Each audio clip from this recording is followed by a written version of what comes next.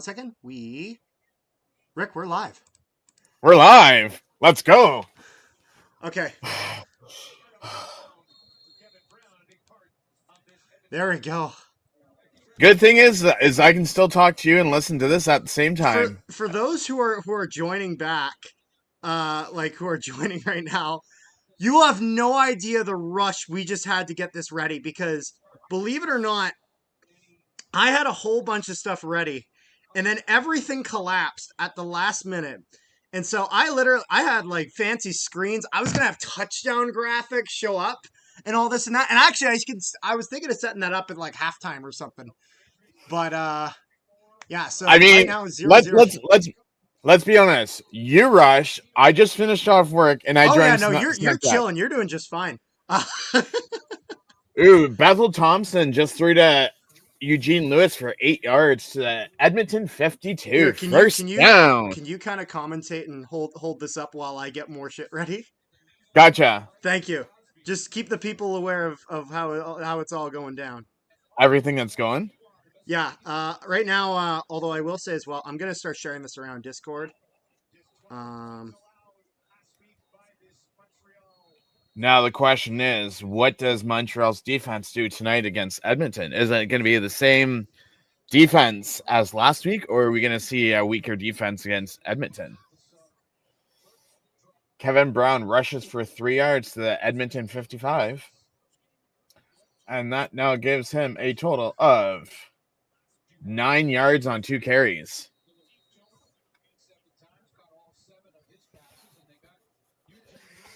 Uh-oh. What's this flashback?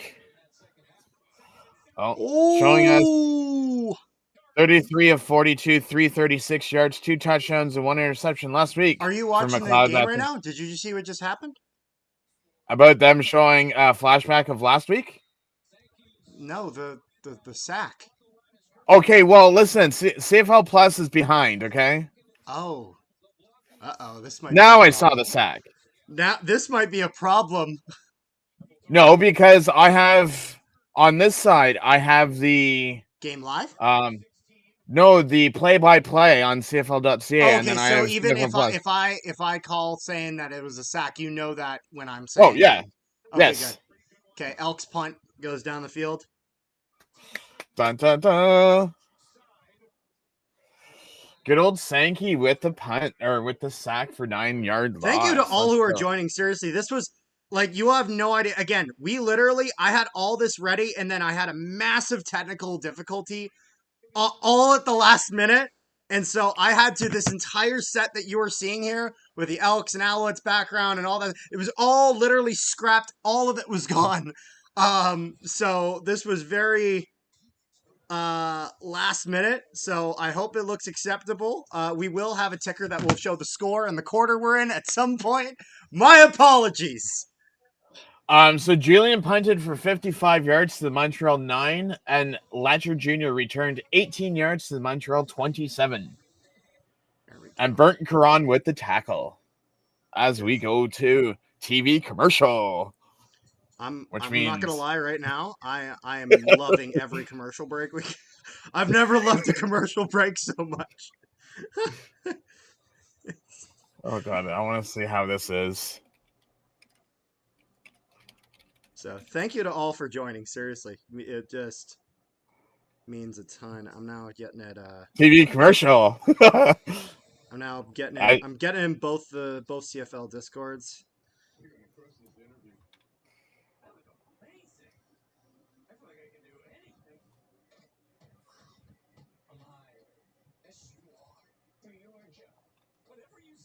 Uh-oh. So, Carter,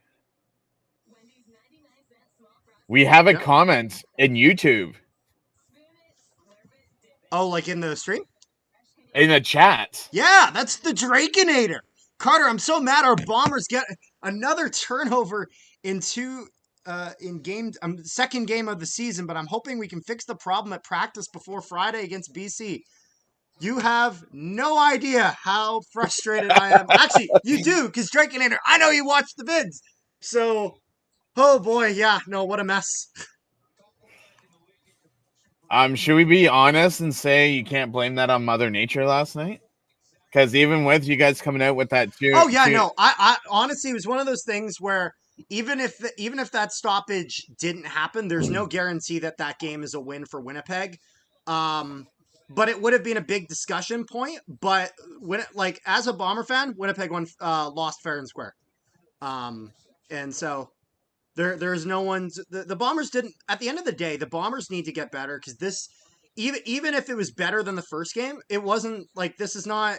Is this really what we're considering acceptable? Like, really? So, not great. Fletcher Alouettes, Rush. 2nd and 7 on the Montreal 30. They're going all the way down, and he gets it. Uh-oh. That's for Julian Grant. Oh, of course it's Julian Grant. I thought, come on, I need some Philpott here. I took Philpott my Game Zone fantasy this week. Oh, yeah? For 53 yards to Edmonton 27. He just throws it up like it's nothing. That he does. All right, we need this to. So apparently, word out on the street. While I'm working on this, sorry. So word out on the street last night was that if Edmonton continues to struggle, Chris Jones is gone by week 5. I'm amazed they're waiting Which that long. I mean, I have a great idea for Edmonton. Oh, Julian Grant again for 5 years. I have a great idea for the Elks. They should fire Chris Jones 2 years ago. That's my brilliant $1 billion idea. Is to fly back in time and you know what's even a better plan? What? Fire Chris Jones. G. Roy Simon becomes GM. Buck Pierce becomes their head coach, and all is settled and done. You guys have a new playbook. Okay, I'd be okay with that. It's not like the play calling's being exactly that exciting for me. Well, at least you know your team's where the real true potential is now. That's true. Rambo caught 5 yards to Edmonton 17.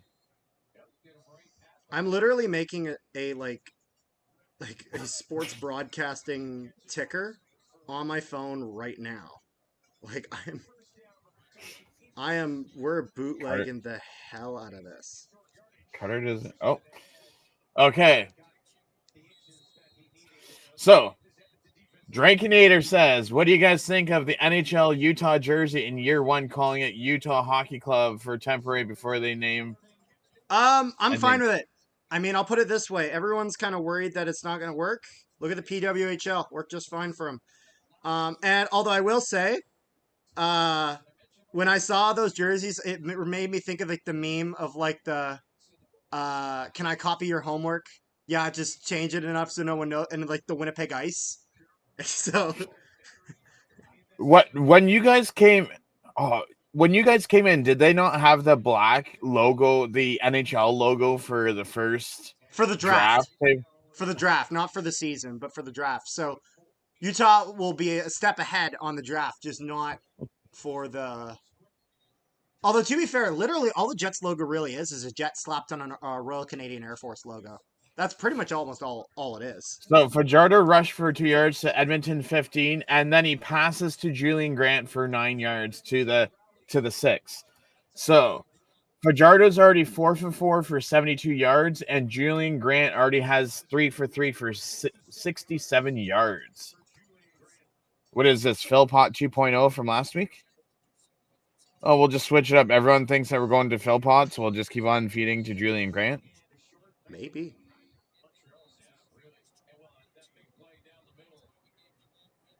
You know, this wasn't going to be my plan for the ticker, but this actually kind of looks great.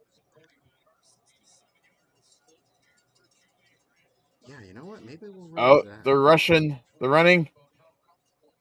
Oh. Caleb Evans gets the 1 yard for first down. I'm curious to see who's reffing tonight. Please tell me You have no idea the pain I get when I hear defending Grey Cup champions, Montreal Alouettes. Please tell me it's Pruitt that's reffing tonight. Or tomorrow. Ooh! Touchdown Alouettes! For Fajardo to Speaker. Speaker for 5 yards. 6-0. Chris Jones, you're on the hot seat I will already. say we right now have like four. Again, I am actually amazed at the amount of people we already have in here. As I like for a CFL stream, I really didn't know how well this would do.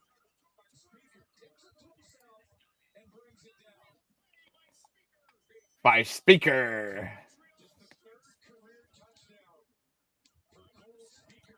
Anyway, so I'm hoping that we don't have Andre Pruitt as ref on Sunday.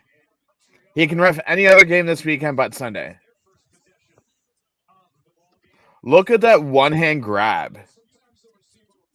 Jeez. Like, hits off his hand, falls down into his lap. And Cote kicks for the extra point.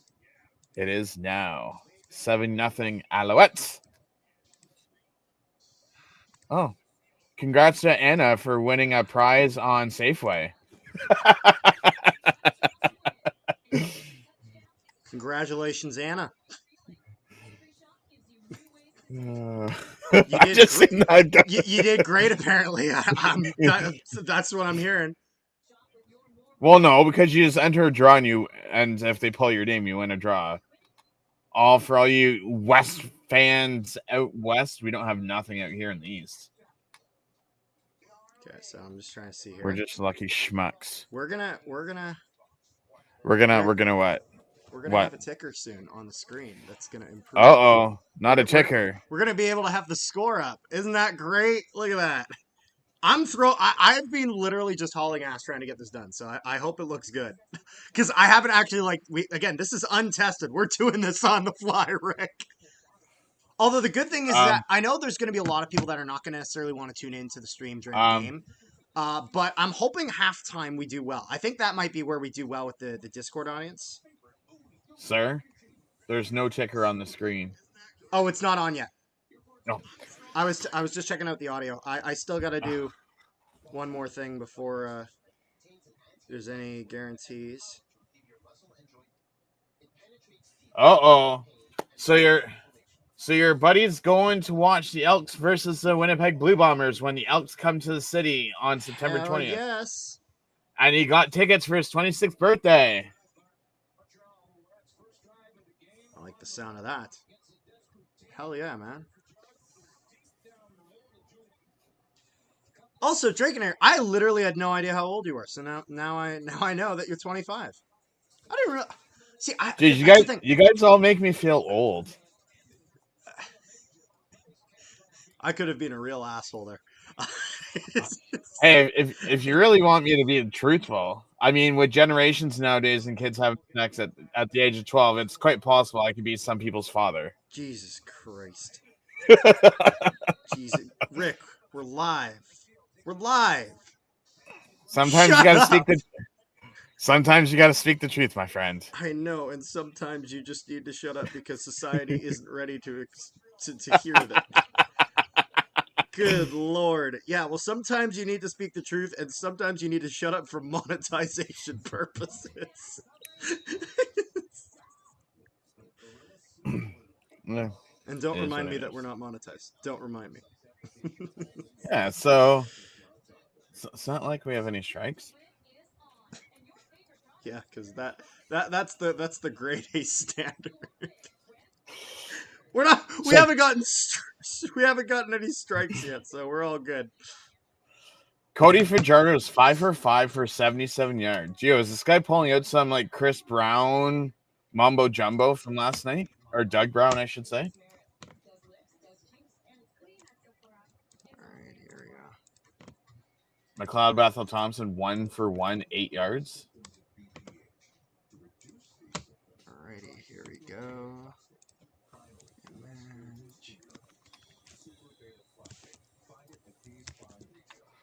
Let's see what we got out in CFL news while we're at commercial. Oh, that doesn't look right. Why is it wrong? Let's see.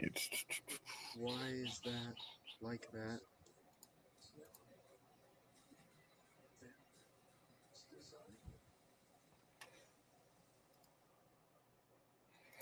Speaking of which, let's see. Do they have in and outs? No, they don't. So it looks like tomorrow Calgary's going with the same lineup that they did last week. Oh, yeah? While BC Lions have made 3 changes.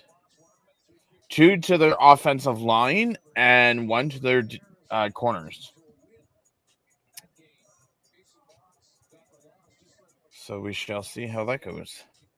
Because BC's offensive line last week when I was there was absolutely terrible.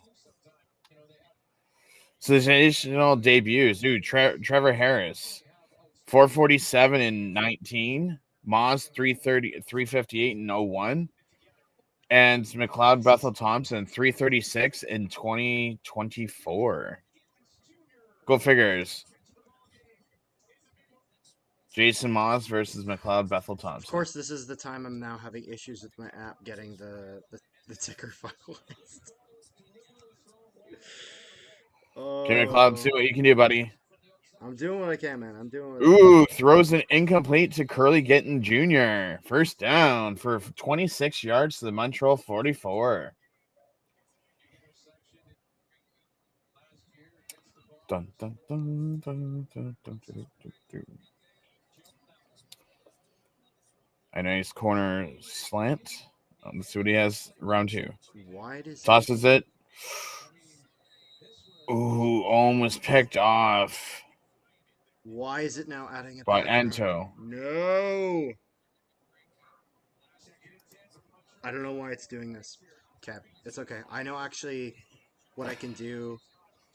I was gonna make one that I can then edit for each game, but I'm honestly at the point now where I'm like, screw it. I'll just make one that works for this game, and then I can figure that shit out later. 2nd and 10 on the Montreal 44.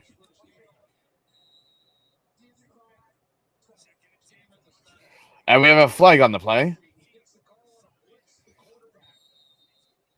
Pass to Mayala, but the question is, who is the penalty on?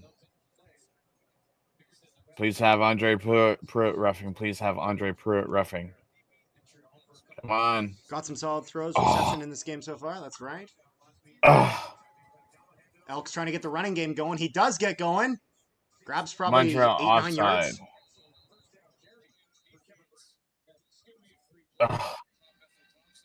You know what? The one thing I will say is great, though, Rick? What?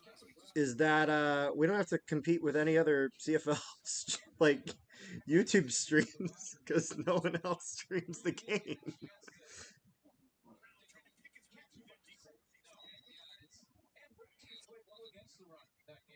Kevin Brown with an 8-yard rush. And if I'm not mistaken, I'm pretty sure the ref is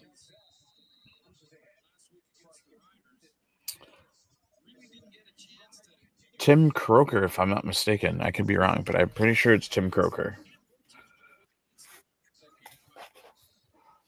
And your homeboy, Dakota Prukop, with a 3-yard rush to Montreal 22 for first down. Dakota! Who the hell is Dakota? Who is this Dakota Matata that you're speaking of? Who is Dakota Matata? Means don't worry. Rick. Hold on a second. Mr. Jerio, some solid throws and receptions. Yes. It's going to be the battle of the quarterbacks. Well, until McLeod Bethel Thompson threw an incomplete pass to Curly Getton Jr. McLeod Bethel Thompson 3 for 5 for 45 yards.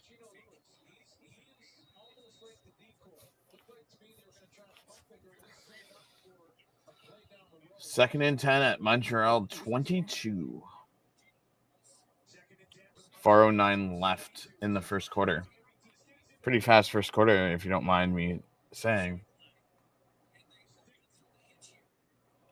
Here it is light out during this game, and it's dark out where I am. Good old time change. Bethel Thompson passes to Mayala for 18 yards to the Montreal 4th. First down, Elks. For the guy that was on Hamilton last year that didn't even get to play for us, now look at him this year. Give him a chance.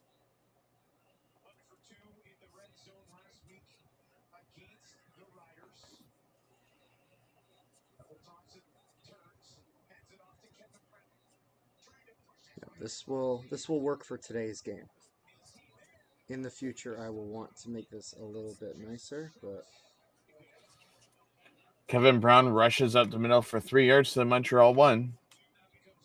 Tackled by Mr. Gambler, Sean Lemon. Sean Lemon.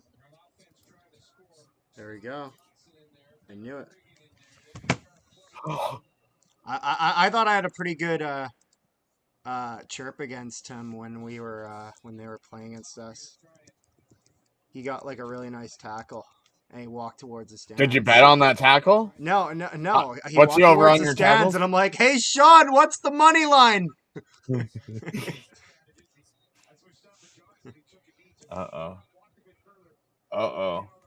M. Johnson, injured player on the field. Uh-oh. I want to say 94. That sounds like Montreal's defense.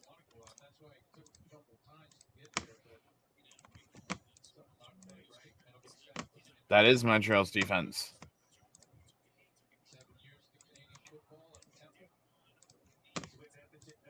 Speaking of which, did you watch? Oh yeah, you watched last night's game. Did you see Mazzoli collapse on the sideline? I did, yeah. Credit to Caleros for checking on him as well. I hope he's okay. Hey, Rick. He was just a bit. Take a look at the stream.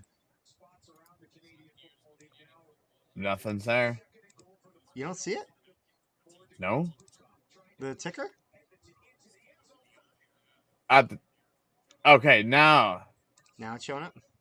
Now you move it down to the bottom. It was at the top. Oh, it was showing up a little late for you.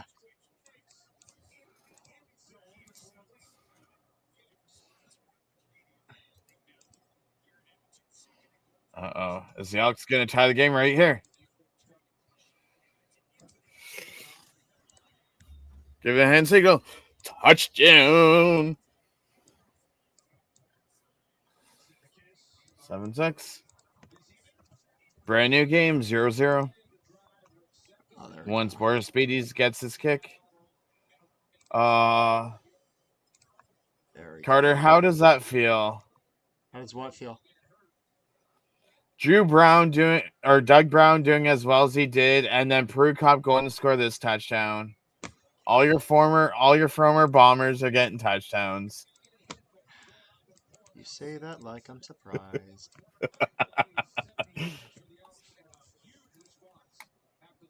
They'll remember where they got their opportunity. They'll remember when they were a piece of coal and they flambushed into beautiful diamonds.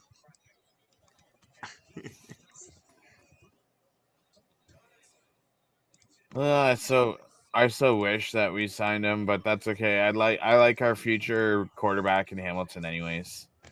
Yeah, you guys are doing fine for quarterbacks. Even when Bo leaves, we still have good backups and our future quarterback. Yeah, you're doing all right. That's been on our negotiations list for like 9 years, apparently, or whenever they've added him.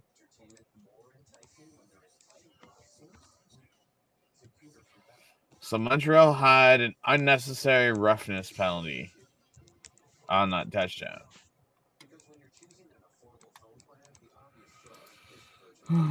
Rick, I feel like I'm like slowly but surely making this stream more and more watchable. It's been the Julian Grant show so far this quarter. Is that so? Yep. There we go. Let's just make sure it's roughly the same size. Yeah, there we go.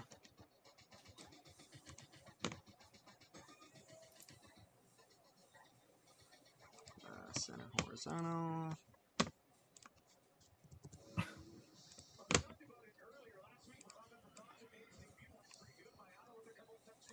And now, let's see. Is this still the first quarter, right? Yeah, there's like 2 minutes left. 2 minutes left. Oh, do we got a flashback now? Oh, flashback of Edmonton blowing the game in the fourth quarter. Yes. What? Edmonton blowing a game? They never do that. What's with all the upsets this week so far this season? Upsets and injuries.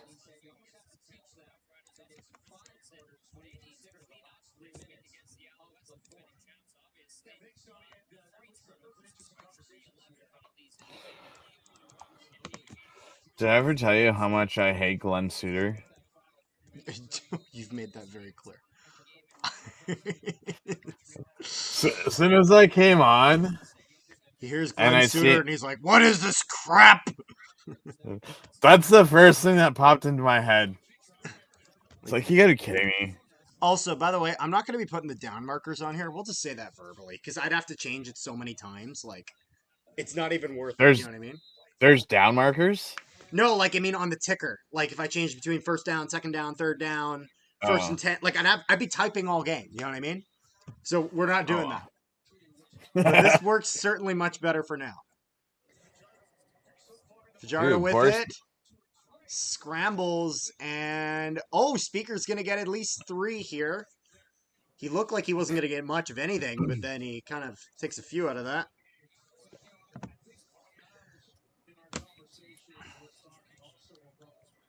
I was gonna say before that, Boris Beatty kicked off for 55 yards. Sean Thomas Erlington returned for 77. Speaker got 3 yards. 2nd and 7. I'm just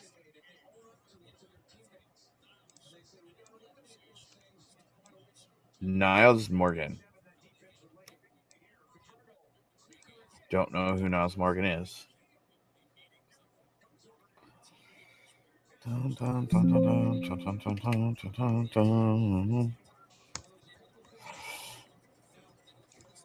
glad we got this working because I really thought we were gonna have to cancel this. Ooh, Fajardo throws the Speaker for 27 yards to Edmonton 53. Also, yep. Carter would be mad if I didn't remind people, get your questions in because tomorrow we are interviewing Jared Brinkman. Yes. From the Toronto Argos not 7 Justin Eastern. Brinkman, as you said, and then deleted my comment in the Discord. No, I didn't. I didn't delete your comment. I edited mine. Oh, because I looked and I didn't find mine afterwards, and I noticed one of the mods must have deleted it. Lovely. Alrighty. Oh, William Fletcher rushes for 7 yards to Edmonton 46. 2nd and 3. Here we go. Hold on a second. We're getting it ready. As Carter changes on the fly. What? As Carter changes on the fly. We got to have it ready for game time, boys. Fajardo throws incomplete to Speaker. So, how'd your stream go earlier? What do you mean? Didn't you guys do a stream earlier on your other channel? No, if we had anything posted, it was because I was testing the stream. So you have to, in order to stream like this, to get it on Streamlabs, you have to stream. You know what? No, I'm thinking of tomorrow. Never mind. Yeah, no, tomorrow we're streaming WWE Clash at the Castle, which I need to promote. No. I was thinking that was today for some reason. I don't know why. Nope. That's why I was like, how's your stream? How'd your stream go? Friday night football tonight. Okay, now I'm going to step away because I'm going to go get a Powerade.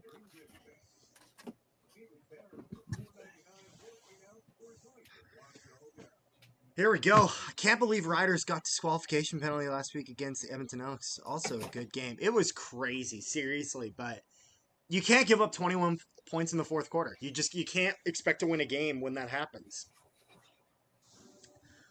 Also, I want to know your guys' kind of thoughts on the idea that we're doing here of kind of doing more streams like this. Because honestly, Rick, What? like, I like this.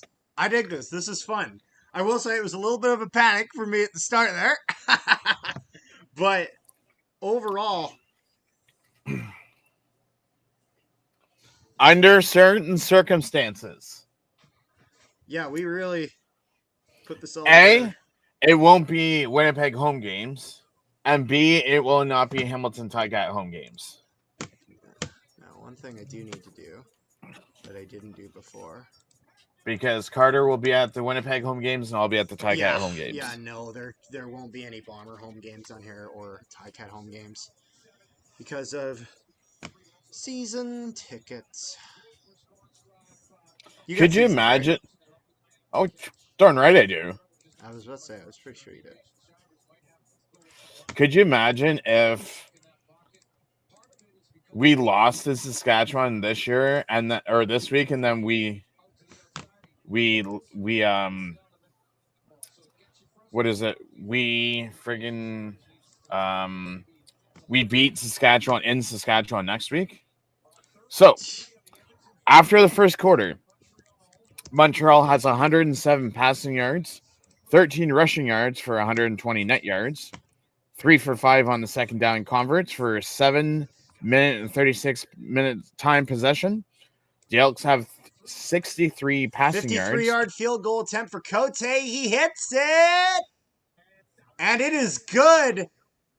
Cote from 53 yards makes this 10-7 for the Alouettes.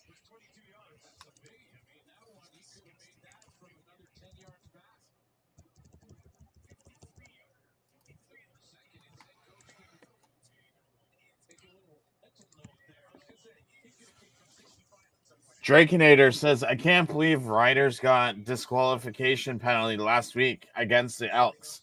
Also a good game. Keep in mind, he did deck someone too.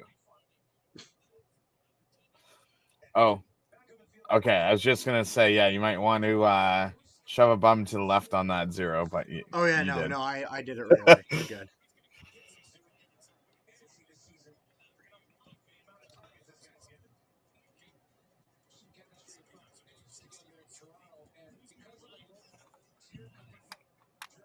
Okay, so the Prukop throws to Gittins for 11 yards to Edmonton 51. Oh my god, I thought their jerseys changed for a second, but it's the yellowness in the grass from TSN. Oh, yeah?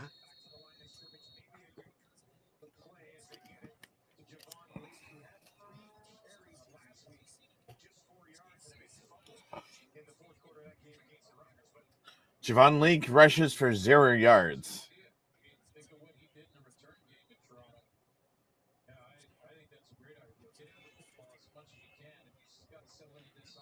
Maybe got like an inch if that.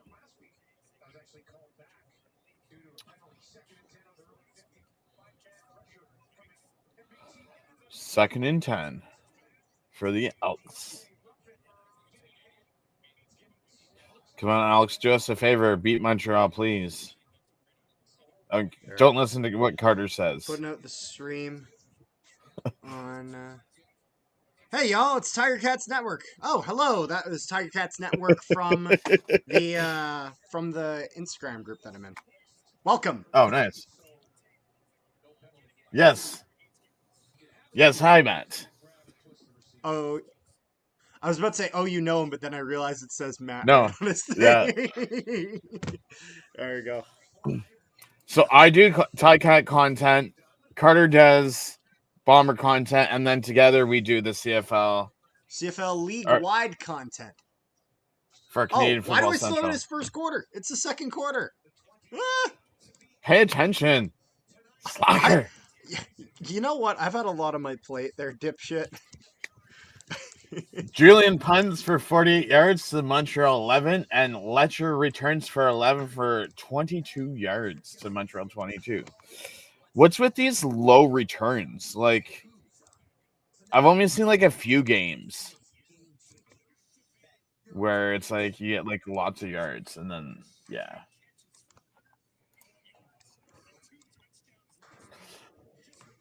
That's right. Drakenator, Oski, Wee Wee, Oski Wall, Holy Mackinaw, Tigers, eat 'em raw. Carter's like, what? Oski wee wee, Oski Yes, wawa, Oski. I still don't even know what that crap means. that's awesome. Yes, we do need people like me and Carter. And bringing light to an Yes, underrated game. seriously. We honestly, I would love if there was at least one person for every team to do CFL kind of coverage, game by game, the like kind of in what we're doing. I just want more CFL on YouTube. That's why one channel that actually I'm gonna give a bit of a shout out. If you guys are looking for some other Bomber content, there's a brand new channel called Rum Oh, Hut. This is in reference to the Rum Hut in Winnipeg. Yeah, check them out. Let them know that also, CFL Central gave you, or Canadian Football Central, whoopsie daisy, Canadian Football Central gave the recommendation. So go hit them up. They got some good Bomber content. They're literally brand spanking new channel, and I want them to speaking of to do well. which, if you're gonna do that, Mhm. I will do the same thing. And if you look up section 214, our BC Lions podcast, you have 3 season ticket holders doing a YouTube channel for BC Oh yeah, Lions. have to be American to stream the game. Unless you have a VPN, which is today's spot. I wish we were sponsored. We're not. Um, no, we use a VPN, also known as Rick has a VPN that he lets me use. Thank you, Rick. Uh, Oh, are you?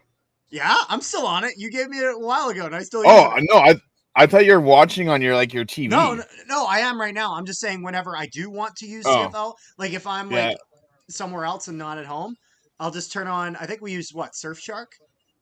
yes. Yeah. I say we because again, you gave me your account info and I've just been rolling. So thank you. I appreciate that. Let Very nice. most receptions, receiving yards in a season opener. Jamel Richardson, 162 yards in one game. Dang.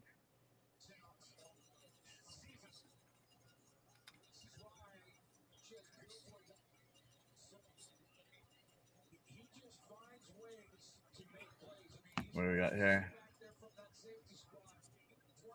Oh, Do you just download an app on your phone for so Surfshark, correct me if I'm wrong, it's paid, right? yes. You can get it on your phone, your iPad, or PC. Do you have to pay? Yeah, no, it is paid, right?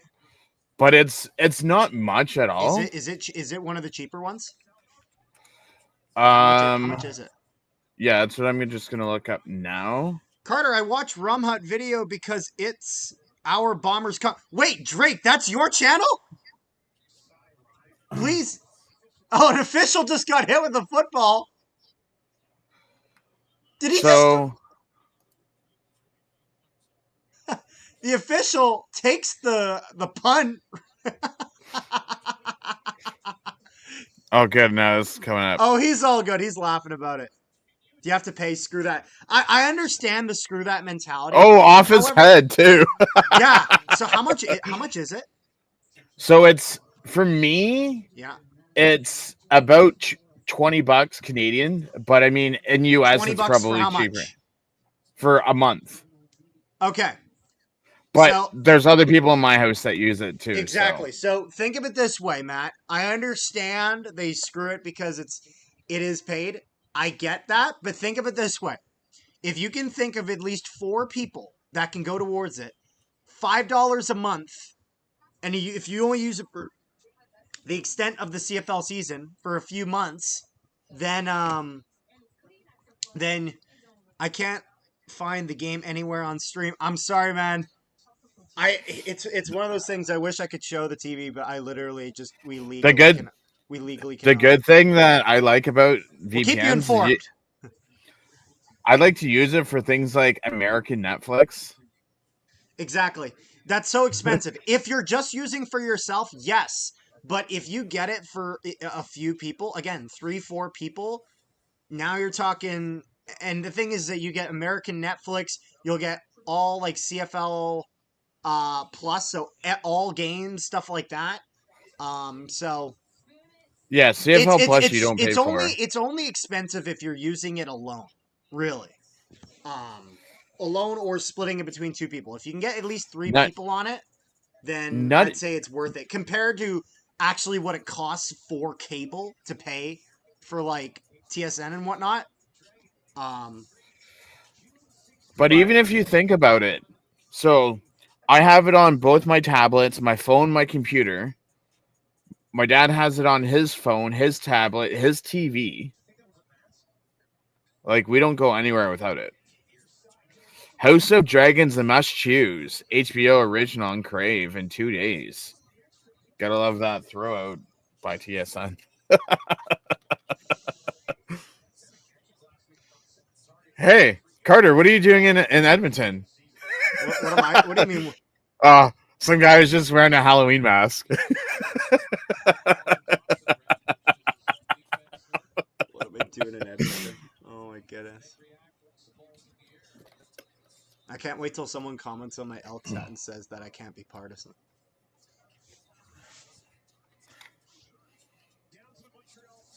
Look at that. Rick just can't even make the effort to get in the theme of the game, just wearing full effing tie cast. I mean, I could go grab like an Elks or Alouette hat because I have both those hats. But Throw one of listen, honestly, throw on the Alouettes one just so we have balance, you know? okay. Rick, we got to put the effort in. Look at that highlight for Dylan Mitchell. It's a start. It's a start. Got a Calgary.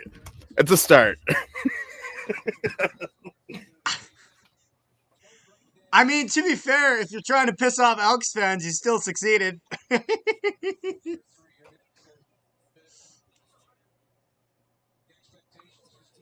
Second and 8 on the Montreal 49.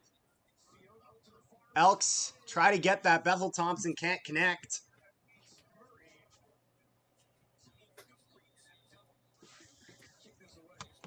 Let's see here.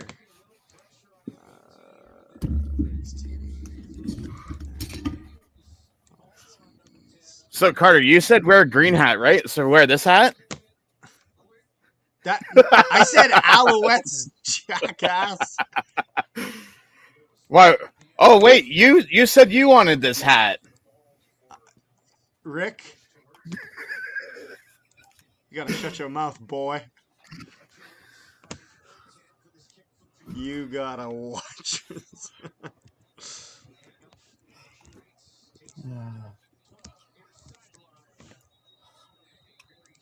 Oh, Mitchell tripped and missed the ball.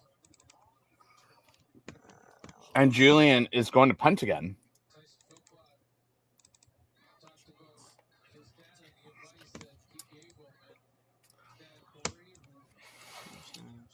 Punts down to Montreal 12.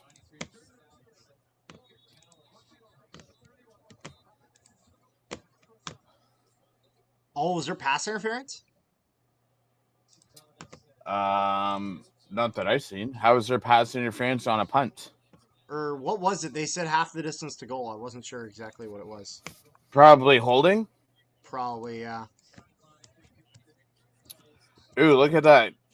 Jalen and Tyson's Philpott's dad played from 93 to 2000 for the BC Lions. So it was holding, and they go from Montreal 18 to the Montreal 9.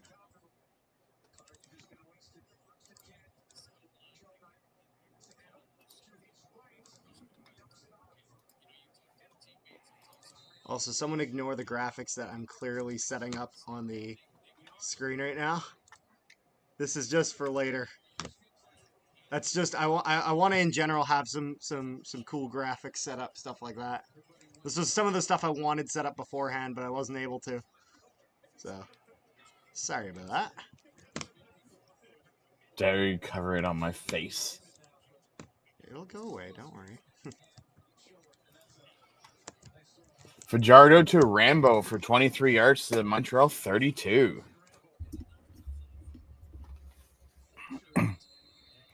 Rambo making a name for himself. Guys! The green screen made the green pants go invisible on the Elks player. Come on, guys.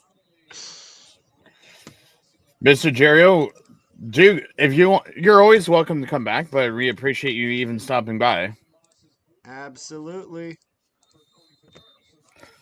What were you saying about the green pants? No, there was just an issue with the graphics on the TSN broadcast for where they put the lines or whatever. Yeah. There's just just for like a second or two. Fajardo puts that up. They're able to get the first down as he goes out. 7:50 left in the second quarter.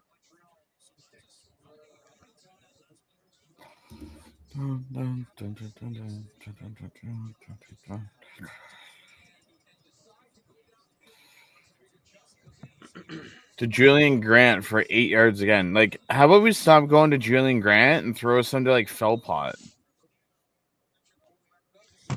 I need to step out, y'all, but appreciate the CFL coverage. Not a problem, man. Just glad that that you came to join us.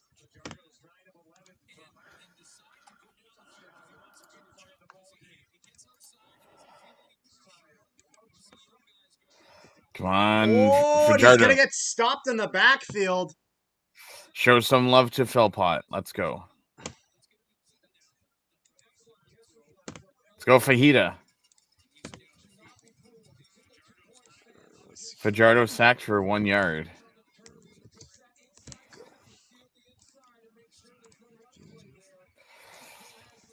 So how many? Do I need to start keeping track of this again? The sacks.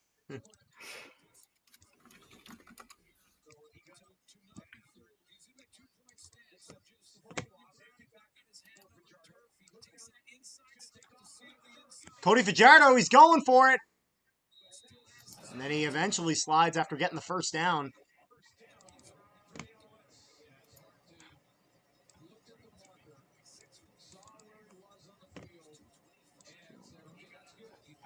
Where is that from Austria? There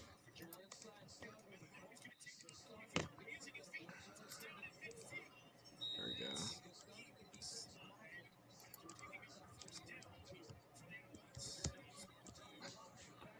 Oh, they don't have it this year.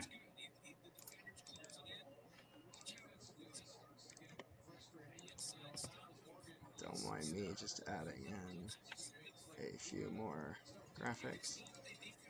Oh, here we go. Stats through week 1. Okay, so let's take a look. It's actually crazy how literally I'm somehow adding in all the graphics while we're streaming. Okay, it's kicking. Oh! What a hit by Purifoy! Oh my goodness. Oh my goodness. You see this hit, Rick? No, it's probably coming up on my screen. Oh, he's hurt. Oh boy. Who, Fajardo? No, the receiver. I don't know which one it was. Ooh. Oh, he gets crushed. Was that Julian Grant? No, that's Speaker. Oh, that's Oh, he gets, and that's a clean hit. At least it looks clean. Let's see here. Ball in hand. Oh yeah, no. Oh, just a car crash.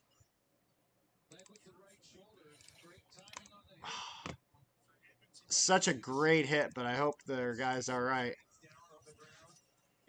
Oh boy, he just gets hit hard.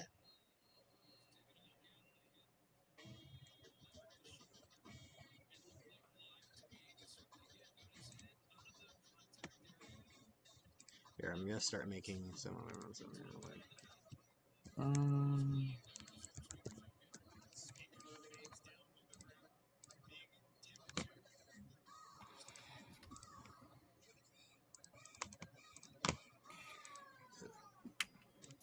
I was wrong. It wasn't Tim Croker. It's Justin McInnes that's reffing tonight's game. It's not actually halftime yet. I'm just making this. You're telling me that they're not keeping track of it this year? Come on. Well, at least I can say that Vernon Adams Jr. has the most sacks against.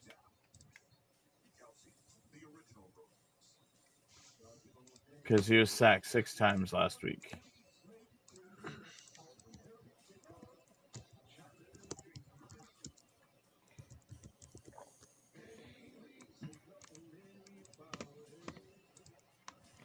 Dun, dun, dun, dun, dun, dun. I'm just putting all the different quarter graphics in right now. Just to get it done out of the way, you know what I mean? That's right, Brandon April. Let's go. No! I was going to say, that's true. No, we don't want Montreal to win. We want the Elks to win. Carter wants Montreal to win. I picked Montreal to win, but in I my never heart, said I want Montreal to win. I said I think they'll win. Not the same thing. You want Montreal to win because you're a Bombers fan. I want Edmonton to win because I'm a Ticat fan. I actually kind of don't want. Why would I want to win? Because it's like just because it's a West. You have to realize I'm having a hard time cheering for the Owls.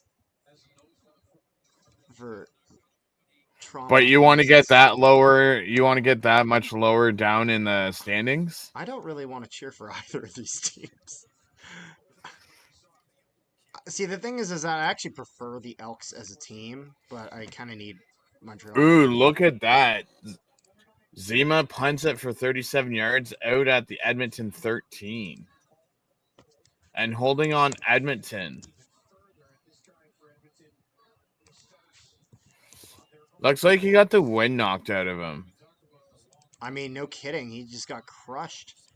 I would totally understand that. That hit is gonna hurt. It like there's nothing weak about going off after that. Seriously, that hit's gonna bloody hurt.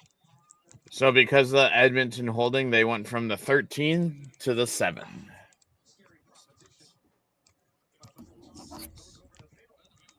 Oh, Elk's able to move a bit.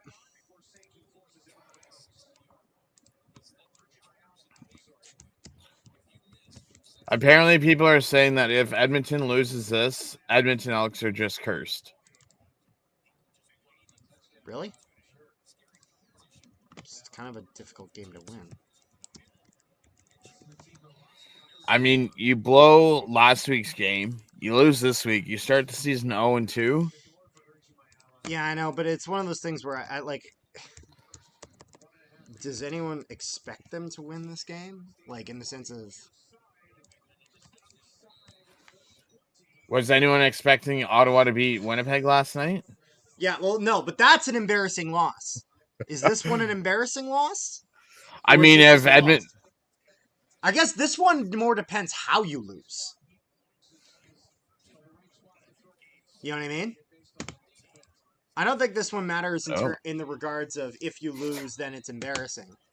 Okay, so the question: do you go down swinging in this game or not? So then the question becomes: if Edmonton beats Montreal, was Montreal just that bad last week, or is Edmonton just that good? That is the question, isn't it? Bethel Thompson throws to Curly Kittens. Lots of yardage here for the Elks. Look at that.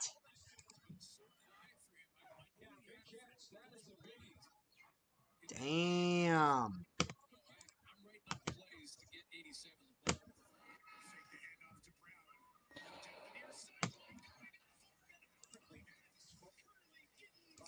Ooh, Curly Gittens Jr. Damn. 29 yards.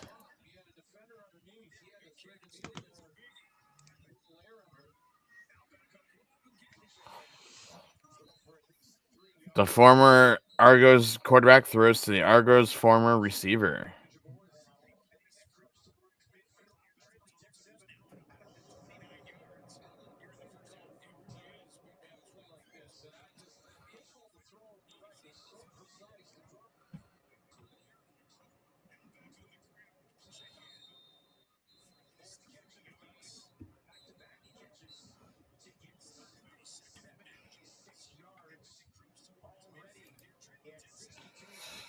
Brown rushes for 3 yards to the Edmonton 53.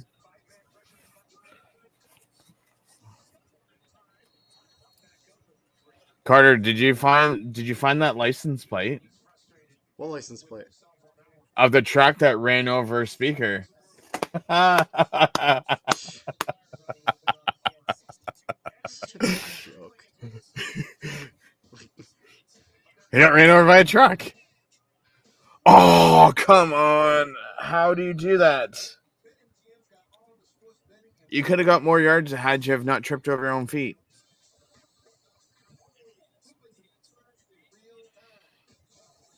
Oh, you got an inch.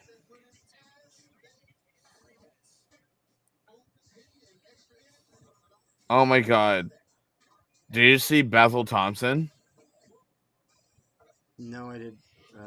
Guy looks like he has like a fat chest in those equipments.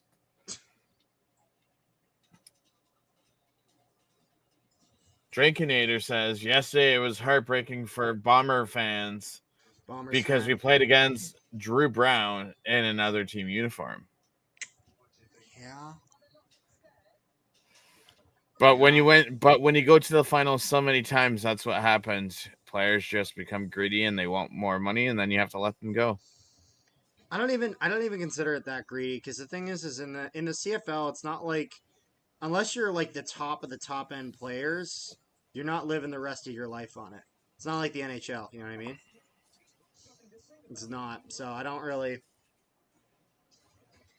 judge it to the same standard.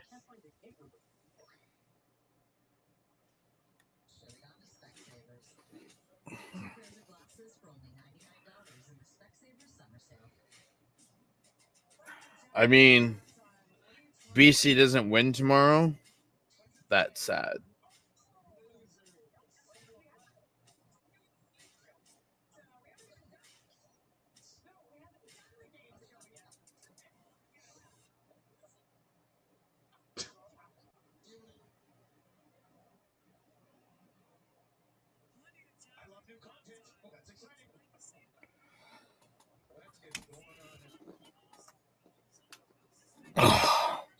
Oh, she's back again. I guess she was on holidays.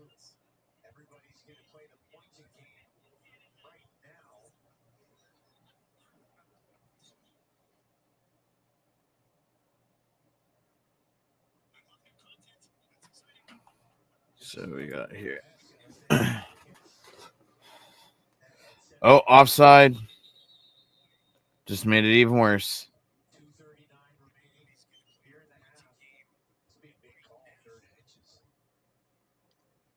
.239 left in the second quarter.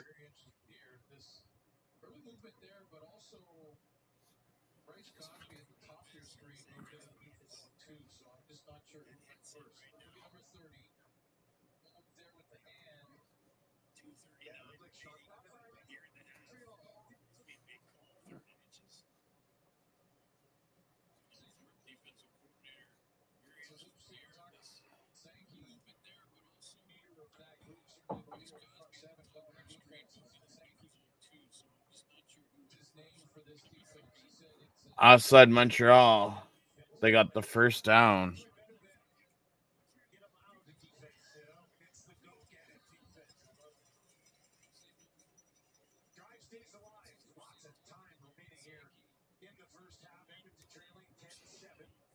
Neil Thorpe, you're a shitty fucking defense coordinator.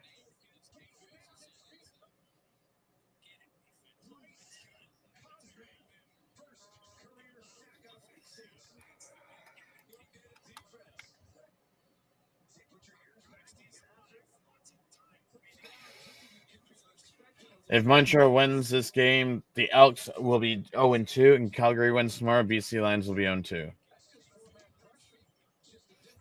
My favorite part of yesterday's game was when Devin Adams gets first quarterback sack in rookie season, and Chris Streveler's first touchdown since 2019 season. Yes!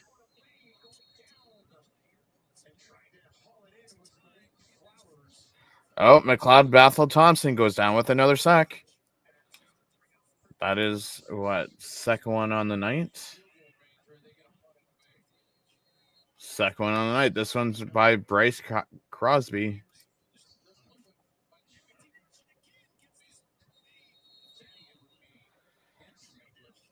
Thompson throws to Flowers for 7 yards to. How could that makes no sense? Okay, yeah, 41. Okay, catch it at Montreal 41 for 7 yards.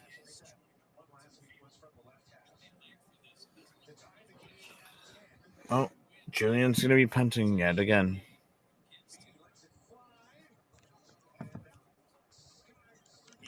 And there they go. Ooh, I take that back. Boris He Beatty gets is it. going to be going for a field goal. 48 Look at our yarder. fancy field goal graphic for the Elks, eh? Look at that. Look at that beautiful stuff.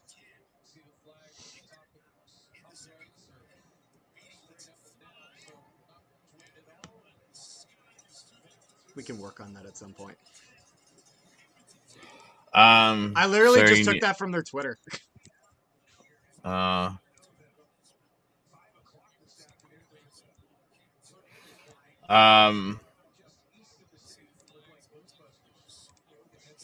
Yes.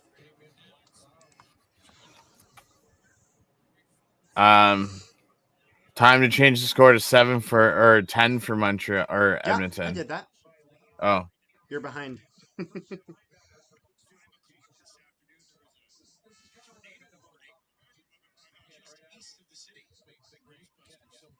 Also, one thing I did was remember how I said one of the issues I had set up was that the ticker at the bottom, I can't like update it. I just made one on my phone that now I can update. So for future games, this won't be an issue. Rough Rider Carter Who made the graphic. That was cool. The Edmonton Elks did. I just snagged that from their Twitter. It's great. all of the teams actually have their own graphics and whatnot. So I only am going to be using ones for touchdown and field goals here on the stream. I'm not going to use any of the sack graphics and like interceptions just because some teams make them, some teams don't. Like for example, the Bombers do, the Elks have them, but I know the Alouettes do not. But Carter, there's a Philpott sighting for 8 yards before Fletcher rushes for 5, and then Fajardo throws a incomplete pass. If after last game he got real comfortable here in Winnipeg. 2nd and 10 on the Montreal 53. Alouettes on offense. Fajardo with it. Stepping back in the pocket. Going to throw a screen pass. And Fletcher is going to get the 10 yards. Or just shy, I guess. In inches. It's just enough. What's the saying goes for handguns and throwing grenades? Close only means something in horseshoes and hand grenades. That's it. I know the saying, yeah. Oh, so they bumped it from 9 yards to 8, or from 8 yards to 9 yards to Edmonton 48. I'm not gonna lie, I thought he almost got the whole 10, so that doesn't surprise me that they bumped it up to 9 yards.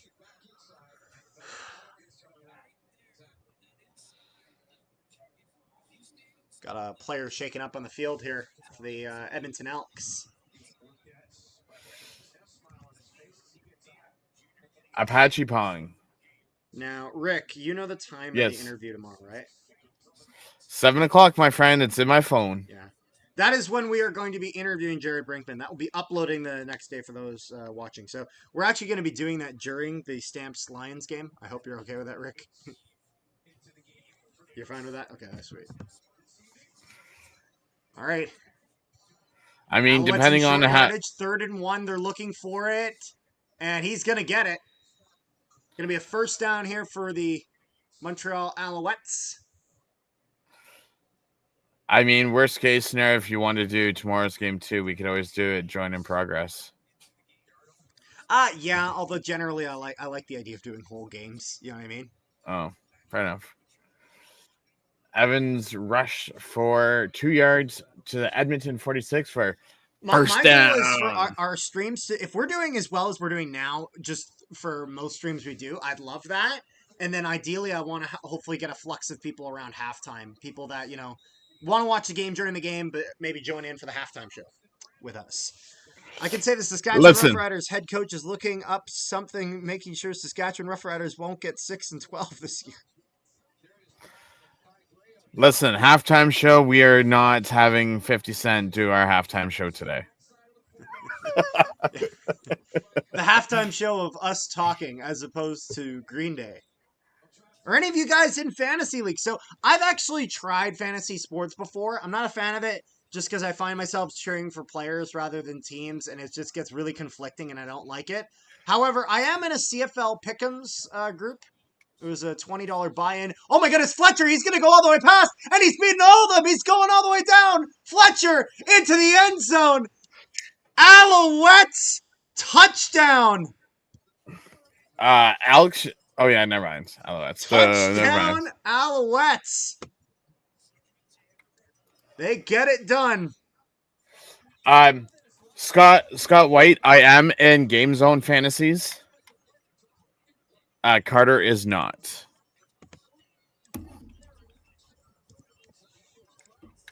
Or whoops, I accidentally put 17 up. I should put 16 up because we don't know if they hit the conversion.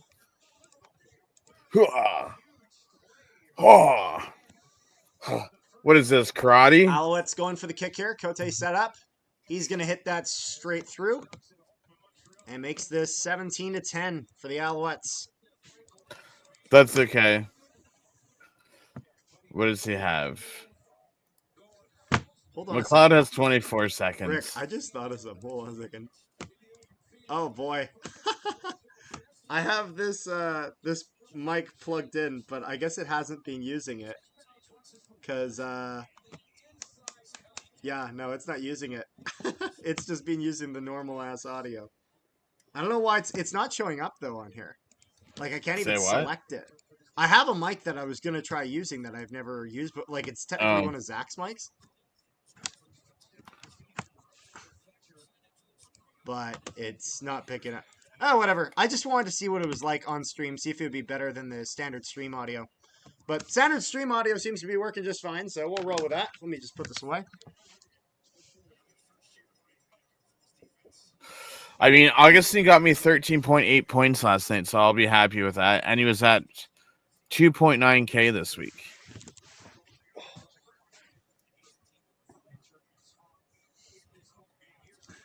Kickoff return here.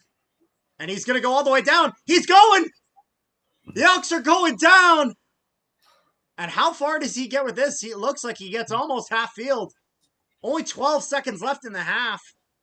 But the Elks trying to get him into at least field goal range, possibly. Gets this under the 10. And he gets a lot here. Gets over the 50, over the 55. Gets to the opposing 50-yard line. So, if I'm the Elks, try to get a little closer and see if Boris Beatty can kick it in and take 3 points. You got only 12 seconds. All right. And oh no!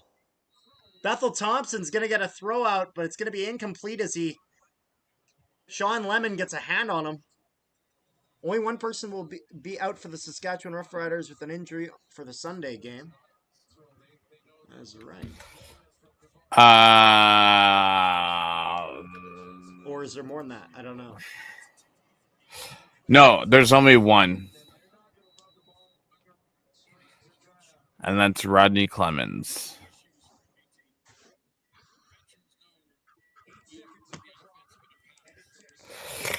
Except for your buddy Brendan O'Leary Orange is out for us. No. We have 5 guys out right now with hamstring injuries. Like, what is this nonsense?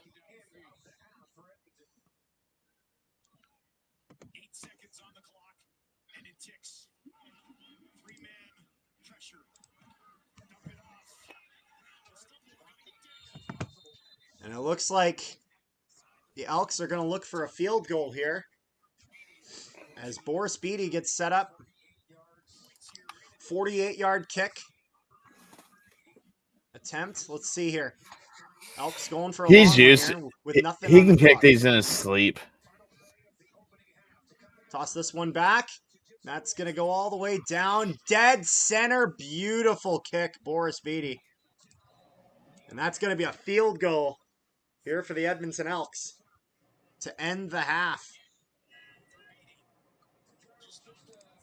What a kick there. Good kick for Boris Beatty.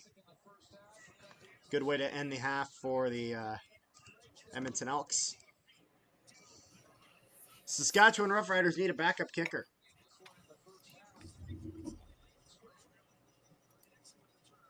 We're at halftime now. And I'm going to update the score here. Fajardo's 12 for 17, 201 yards, 2 touchdowns. Fletcher has 5 carries for 23 yards. Julian Grant's already 4 for 5 for 75 yards. And Brace Cosby and Darnell Sankey each have sacks. And McLeod Bethel Thompson is 12 for 17 for 150, 0 touchdowns. Kevin Brown has 25 yards off of 6 carries. And Curly Gittins Jr. has 83 yards. All right, here we go. It's halftime, so I'm hoping we're going to get some viewers in here. I'm just letting our chats know. Go. What kind of expansion, Scott? Let me see here. Rick, how are we feeling about this game? How's it looking? I will say, even though Montreal is winning right now, Edmonton's doing a good job at really kind of keeping up the pace with them. I mean, do you remember who got the ball? Oh, I can just go and look.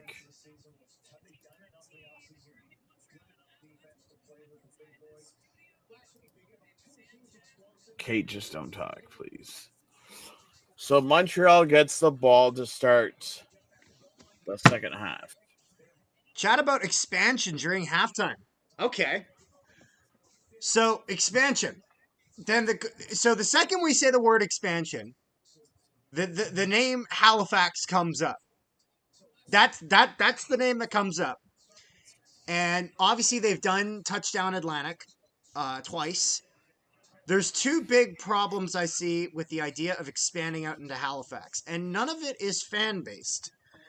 Problem number 1, in what building? They don't have a stadium yet. They need one. Now, you could go down the Calgary route and build a stadium, and I think they built that stadium in I want to say it's 90 days. It's ridiculous. What? They built McMahon's. It was like a record. Let me find it here. It was stupidly quick. It was crazy. Hold on a second. McMahon Stadium construction speed. Yeah, it'll say here. Hold on a second. Let's see here. They built it stupid quick. I know that. It was ridiculous.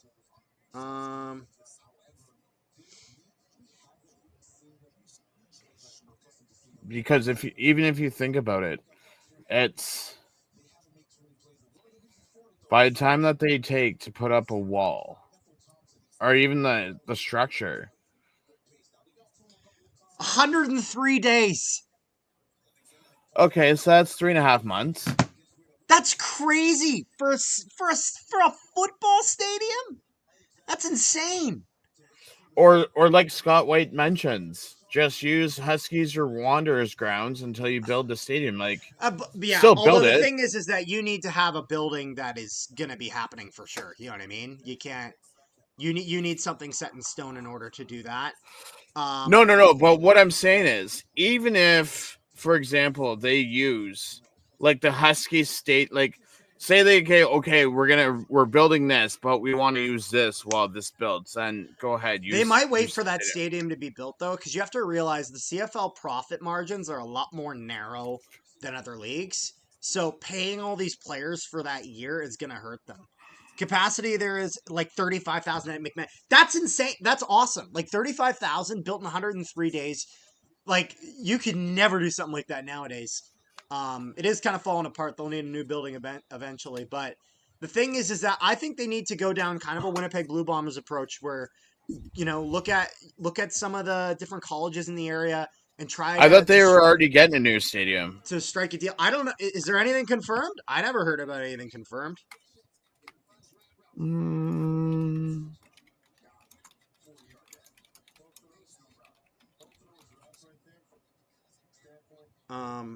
And that's a problem because like Husky Stadium is 2,000 capacity, expandable to around 12,000. So it is too small. You know what I mean? Um, but they need to they need to figure out something to get that going. And you need owners as well. You need to have an ownership group that's interested in it. Um, but I think realistically you need the stadium built before you can bring the team there, simply for financial reasons. I don't know if the league can afford it to not do that, because again, like the CFL is not a league that makes a ton of money. They're really not. I mean, I think it was Saskatchewan lost $1 million last year. Bombers made just around $1 million profit. That's not much. That is razor thin margins. And I know it kind of sounds crazy. Like, That oh, hat like is driving me nuts. I know. I don't like the way that it feels. Oh, I see. And I know a lot of people will think I'm crazy for saying that razor thin margins for $1 million. But when you realize there are some guys in this league that make half that on just their salary, so League minimum in CFL is 75. yeah. So $1 million for an entire organization's profits is nuts, like crazy low. Mm-hmm. Like the CFL needs to figure out ways to attract those young fans and bring them in. We need higher attendance at some of the other games. Like in the sense of the Lions are doing they're doing the right thing and bringing new people in. Saskatchewan, they pretty much have to put in no effort and they'll do decent. Even though they lost a million last year, it's literally because everyone on that bloody team was getting injured, so no one really wanted to watch product. Yeah, You no know, ownership group there.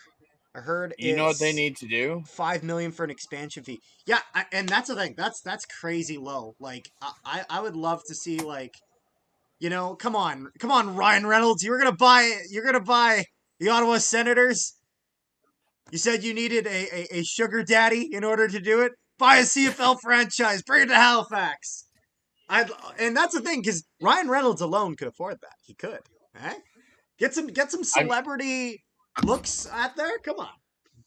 I mean, even if you were to go win the lottery, like one of those like 64970 million, just go win that and just Yeah, go whoever to the wins the bowl. lottery, there's a condition that you have to bring a CFL franchise to Halifax. Just go But to Randy to be Ambrosi, fair, though, like here's 10 million. that's just the expansion fee. That's not the stadium fee as well. So whoever does this would also have to pay for part of the stadium, and then also, and I say part of the stadium because I think the smart route is to share it with a college and you want as much traffic in that stadium as possible. This is kind of a problem that IG Field has kind of had, in the sense of that besides Bomber and Valor games, there's really not much that goes on there. You want to have that building constantly in use and generating revenue.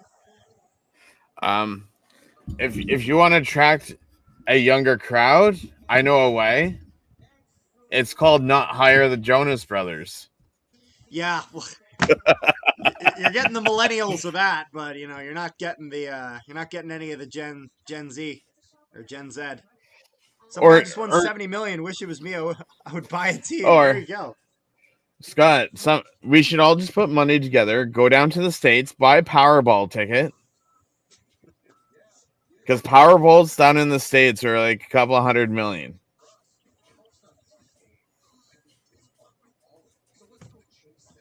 Oh man.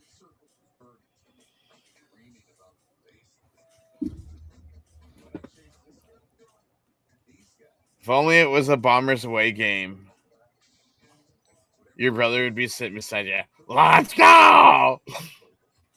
I saw that our one of my reels that I put out of the Micah Alway with got shared around, and Micah Alway posted about it again. I'm just gonna Uh-oh. so I'm glad to see it's going well. Because it was the guy who runs Purple Shift for Micah. He posts on his story our reel and just said, "Guy just gave away Patrick Mahomes cleats. Absolutely unreal." Yeah, if you guys haven't checked that out, our Micah Alway interview, one of the best ones we've done, and honestly, just a lot of great stuff. If you want to even just see little clips from that, we have some shorts out. We got 4 different shorts out. Him giving away Patrick Mahomes cleats for absolutely nothing. Him injuring Carson Wentz, and that being the reason he finds out about the Canadian Football League. We have one of him denying Patrick Mahomes a cookie. You can check that out. And one of his friendship with Tampa Bay Buccaneers quarterback and former Heisman Trophy winner Baker Mayfield. What's Stiegel and Mwamba doing right now?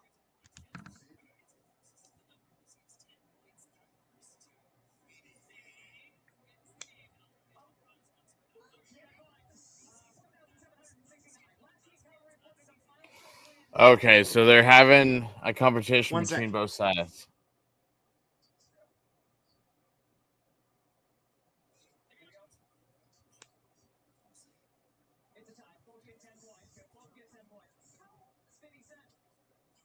How old is 50 Cent? Is he 50? No. 54, 40.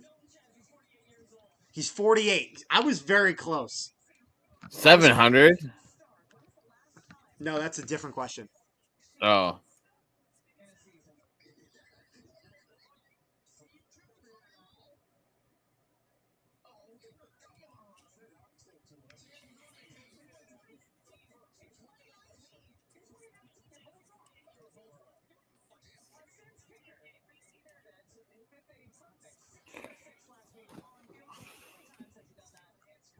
How many times did he went 6 for 6? Honestly, I'd guess like 6? 6 times? 4 and 6. 5. Oh my goodness, they keep splitting it.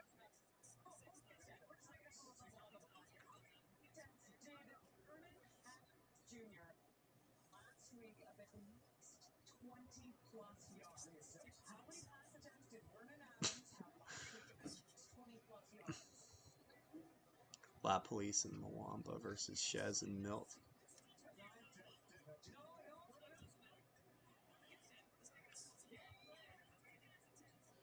Oh, damn, Milt lost. Milt lost.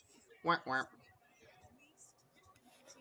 So Connor just got a jersey. I'm like, so who'd you get it on this time? Because everyone that you get, the player's always gone the following year. He's like, I just got a blank jersey. They can't leave me now.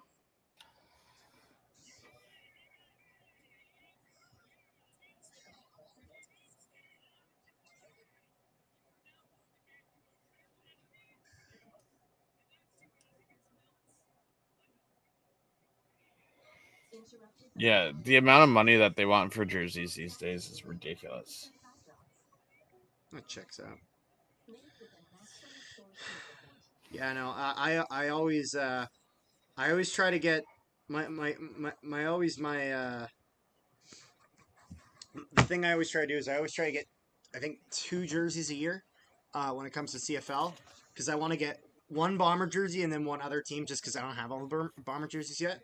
So I want to for sure get the alternate soon just because I'm sure they're gonna stop using those soon. The one with the bomber on the front, the W on the front. Okay. I have one that I can wear, just because me and my dad were the same size, and he's got one. It's a signed Willie Jefferson. But I want to get one that works for me. Mm-hmm.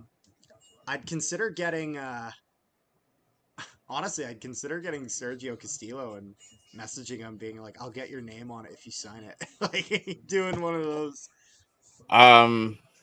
But I also want to get another one in the league, and I don't know who. All I know is whatever team I do it with, I want to do it with a guy we've interviewed, so that way I can be like, you know what, I'll get your name on the back if you sign it. That's my goal. I'll sign jerseys of each team. Yeah. Also, God bless I Gordon White. Thank you for signing the Ticats jersey. I agree. CFL I needs the younger fans in there. Absolutely. That's where what the CFL needs to market more than bloody well anything. Rick, I'll let you get in there. no, I'm getting a Dalton Schoen one. Oh yeah. Well, here. But then I also want an Oliveira one too. So I haven't You're gonna get decided two. between this. No, I'm gonna get one. I just haven't decided between those two Oh, teams. Dalton Those Schoen two and people. Oliveira. Then Do you want my when recommendation? Oliveira. Yes, simply because he's a Winnipegger, the likelihood he stays here long term is a lot higher. And then when we go to Saskatchewan for our trip later on in the year,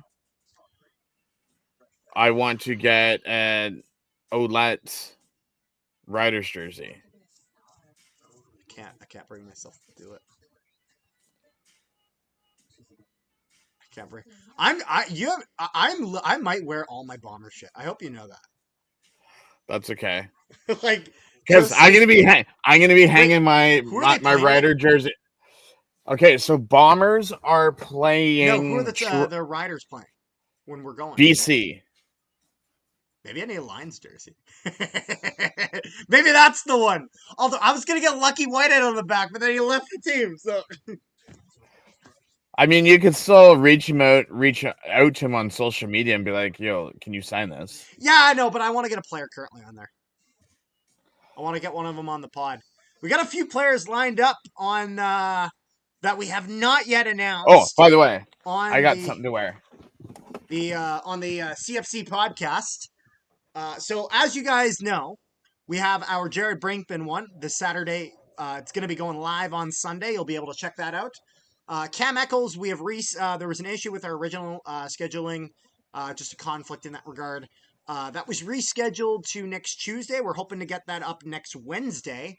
And then we have another Argos player on the will happen.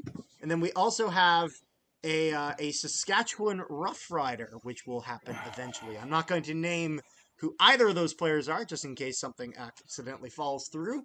But I'm pretty sure both of those will happen. And then more down the line.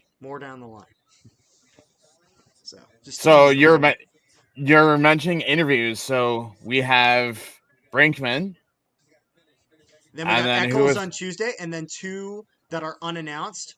One is a Argo, and one is a Riders. We haven't confirmed an exact date, but both of the players have agreed to it. Do you want me to message you who they are, Rick? I think I've told you this.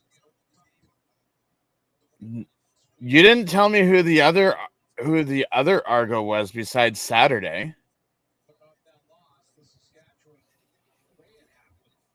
I think I did. I think you just forgot. Crazy, like Patrick Way, if it works. Keeps it like this one. All right, here we go. We're in the third quarter here. Rick, I sent it to you on Snap. Oh, nice. I didn't even know that. You didn't know that? Yeah. And he was like really excited about it. Like actually, let me actually. And who was the other one that you were saying? I think he might actually like watch our content because he said, "But I know we follow each other. I would love to get on an episode." So thank you to anonymous unknown player that you guys will eventually see. Did you tell me who the other one was? Because you said, writer? yeah, okay, yeah, Yes, you did. Yeah, you did. Yes, I did. That one you did. Yes, okay. Got a lot of good stuff in that regard. All right, we are in the third quarter here. Fletcher rushes for 7 yards after Beatty kicks it off, and Sean Thomas Erlington returns for 26. Love the Red Blacks jerseys and helmets with it. It looks so good. It looks I'm sorry. I know we got we lost yesterday, and I'm mad about that. But man, those jerseys, they look so sharp. I'm sorry, but the Edmonton Elks ones are just no. Really? I like them. I rather like the red black ones than the. Oh yes, yeah. The red black ones are better than the Elks ones, but I don't think the Elks ones are bad by any means. Come on, Fajardo. Oh, Fletcher with another run, and you get stopped at the line.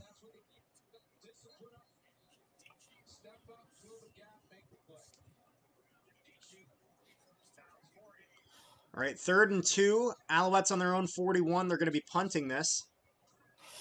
Speaking of which, you make me want to go get a Garden White jersey now.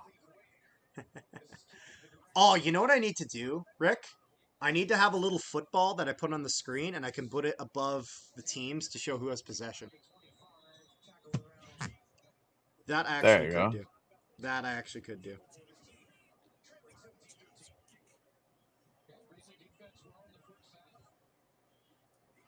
I'm going, 1 second.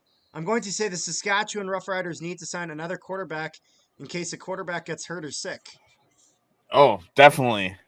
That's fair. Because I'll be honest, if anything was to ever happen to Trevor Harris, They're in trouble. they're in trouble. Because I don't think Shea Patterson See, the thing can is get that the job done. I wouldn't be surprised if Shea Patterson does kind of like a Dustin Crum in the sense of it works for a few games. Don't know how it works long term. Nathan Rourke. Oh, so when it comes to Nathan Rourke, I don't even know what the situation is with him. It's so all over the place. So right now, last I heard, he was with the New York Giants. Oh, Kevin Brown with the run. Come on, push the pile. That's it. What did he get? He got 13 yards on that run. You know what's going to be interesting? Harris versus Mitchell on Sunday. Oh, yeah. Tim White versus Bain Jr. James Butler versus AJ Ouellette. Carter Nolan Corey versus Mace his versus sanity. Milanovic. Carter Nolan versus his sanity. Hey, don't hate because your team's 0-2. I will hate. Because we haven't lost our second game yet. Oh my goodness! What a play! Wow, Bethel Thompson about to get sacked. He gets that ball out to at least get less of a loss. Really risky play, though. That was really impressive by Bethel Thompson to even get that out and not turn that ball over. That's a risky play, though. Wow. That's impressive. I mean, it's still a loss of 2 yards, no matter how you look at it. but they were going to lose a lot more than that. You know what I mean? I mean, Scott, there's so many quarterbacks that are out there. I mean, they're not good quarterbacks. They're decent for backups. But 3rd and 12 from the Edmonton 38.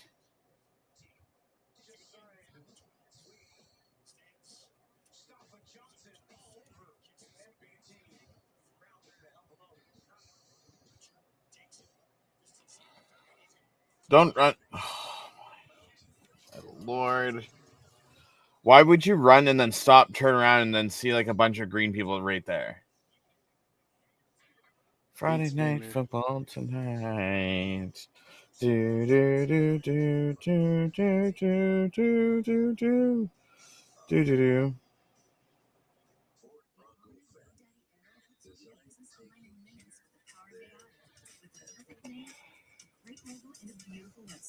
Start with a domain, a few clicks, and you're in business.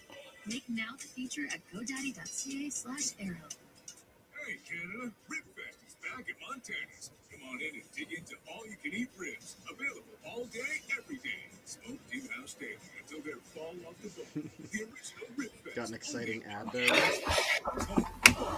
What, on my phone? No, I just noticed something for one of my games, but I was on Twitter and everyone's talking about the hit on speaker. Everyone's like, "Oh, anyone got the video on?" Does anyone have it on video? Yeah, like have video of it. There's a guy who took a video of the TV. It's not like the best, but I have a video. Do you want it? No. Someone was asking me on, like, just asking in general. Here. Shea Patterson didn't throw any exceptions. Again, yeah, no, it's one of those things where he's not a terrible option. I just don't know how that lasts long term, but we'll have to see. That's the player right there. You saw I sent it to you, Rick. Yeah.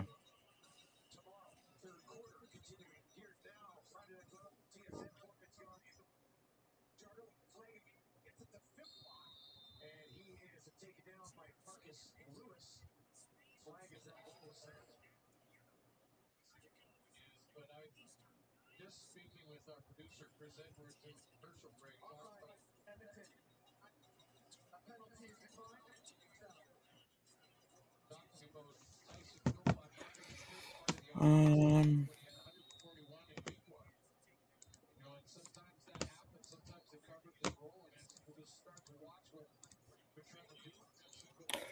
Oh, nice. I'll have to get this.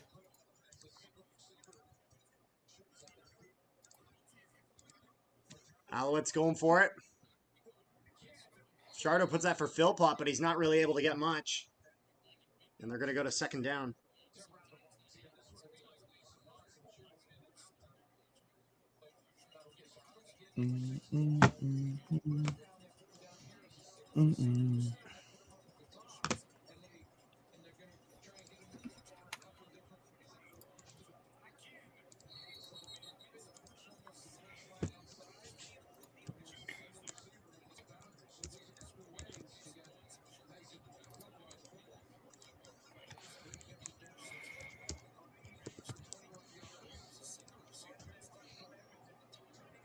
Oh, Fajardo gets that out, and they're going to get the first down, but we got a flag here.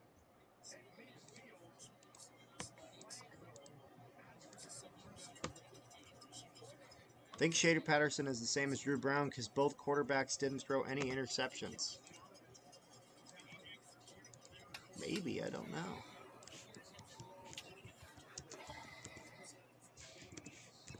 Uh-oh.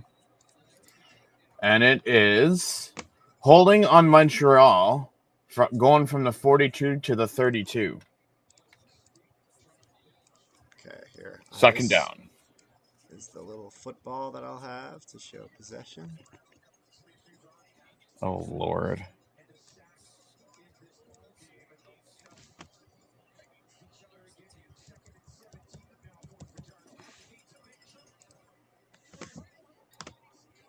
There we go.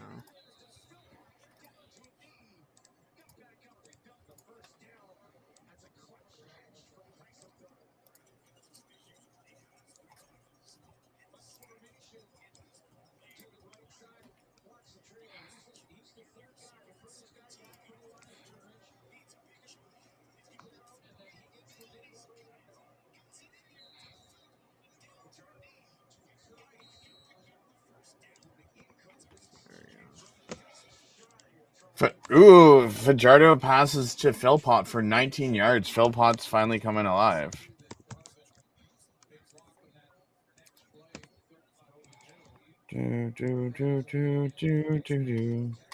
Oh, who was it that was asking me earlier? Where did I see it in chat? Oh, if anyone sees Matt Fajardo's looking for it. He's going all the way down, and that's going out of bounds. if anyone sees Matt Foster in chat, let me know because I found something for him. Oh yeah. For the CFL games. I mean, it's not live, but it's up the next day or hours after. Oh, I see. But like something yeah, free? it's on YouTube actually. I was gonna give him the YouTube channel. And the guy uploads the full games without commercials and that, but I thought I'd let him know, but yeah, I'll see him in the chat. I don't see him in the chat.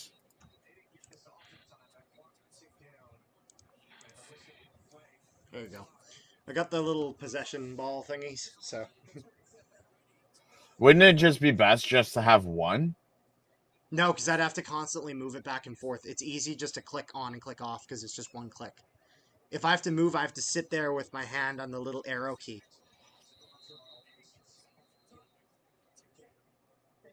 But if you click on and click off, what does it do? Just disappear? It just makes it go like that, and then I can just make the other one appear.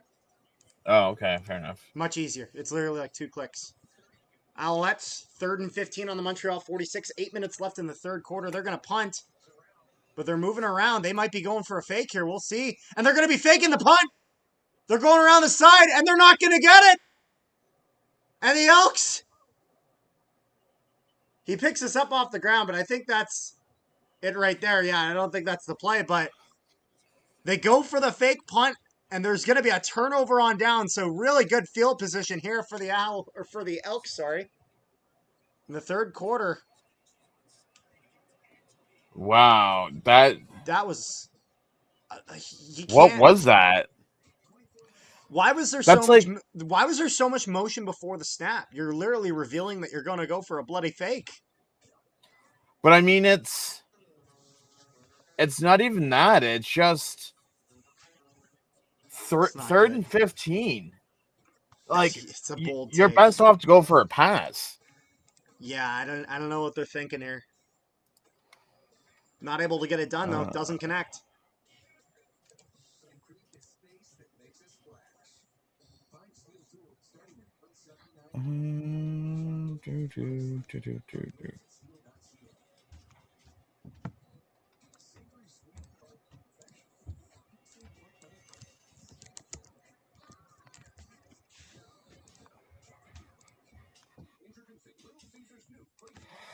Okay, so we're gonna do some change route here. We're gonna go here. So, nope. This one. Delete that.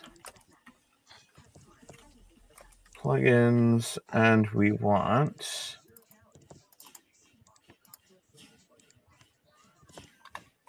Literally, this whole stream, the template has just been getting slowly better and better and better.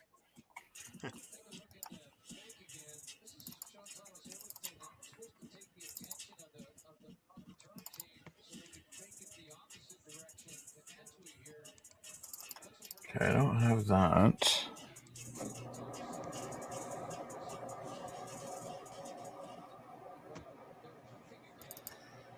Wait, what? Yes. Whoa! They might be punting again. Let's see her.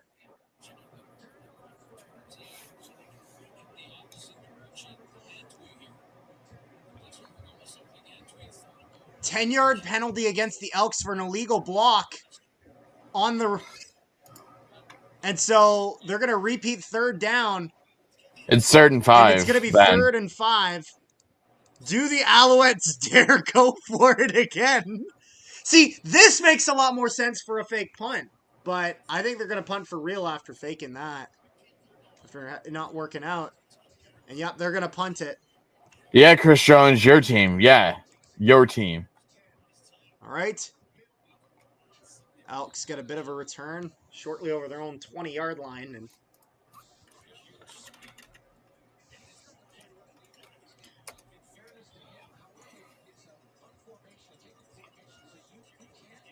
so much for that good yardage.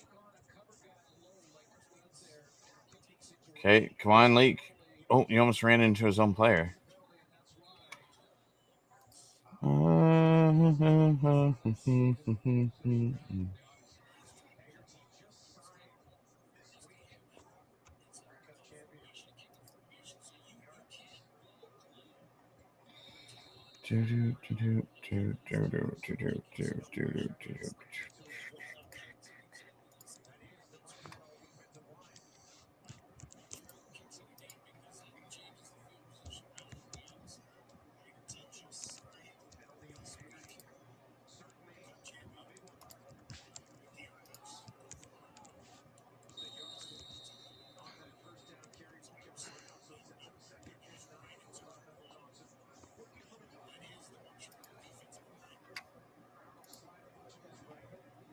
Elks.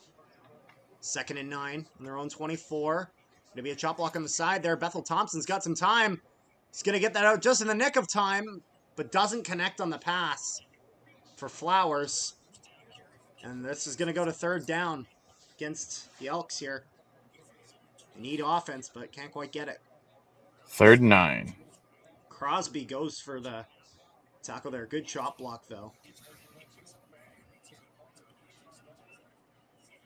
Ooh, almost caught, but no cigar.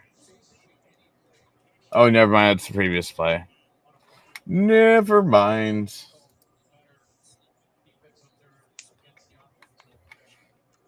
It will be okay. It will be okay. Elks punt. Received. He's going to start moving with it, but he's not really going to get much of anywhere before he's wrapped up.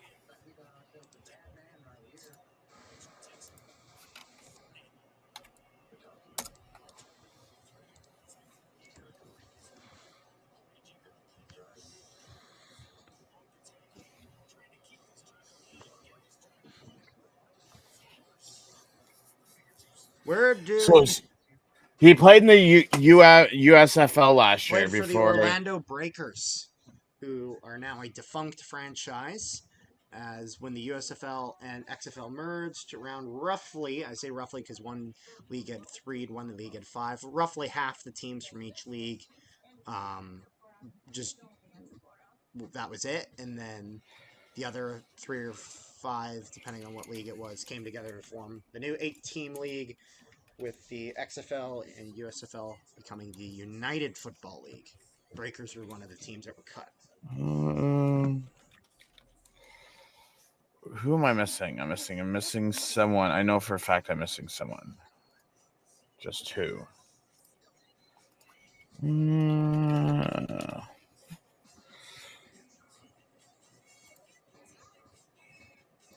Who am I missing? Smith. Oh my That's who I'm goodness. missing. Whoa! Tatum Paxley from NXT shows up in TNA today. Wow. That is big. However, Rick, are you watching Clash at the Castle tomorrow? Depends. I might have it run in the background while I work tomorrow. Do you know what we're all waiting for tomorrow? Say his name and he appears. I believe in Joe Hendry of TNA. Oh. I believe in Joe Hendry. Have you not seen it? No. It's a great. Because I love Mind you, apparently, I don't know how true the rumors are. Is apparently this upcoming week we see the new what the heck is it? Fajardo with it, and he's getting sacked. 2nd and 7, and there's going to be a big loss here for the Alouettes. Continue, please. No, I'm trying to think of what the group's called before what's his name died. The Wyatt Six? No, in WWE. I'm trying to remember. Yeah, the Wyatt Six before Bray Wyatt died. Yeah. So apparently we find they're supposed to be making their debut this week. Oh, yeah? At the Clash of the Castle? Oh, I don't know about that, but Raw or SmackDown. They got to show up at Clash of the Castle with how much they've been teasing it. They can't wait that much longer. Alouette's going to go for a punt. 3rd and 16. They decide the fake isn't in the playbook today. Sack of 9 yards. My Lord. Oh, my goodness. Elks almost dropped this one. Going to get almost nothing on the return, but luckily they don't give up possession there. Really? Only 2 sacks? Come on, Edmonton. Get your act together. Oh. Hey. Carter, at least the guy didn't run backwards into their own end zone. That was a smart play.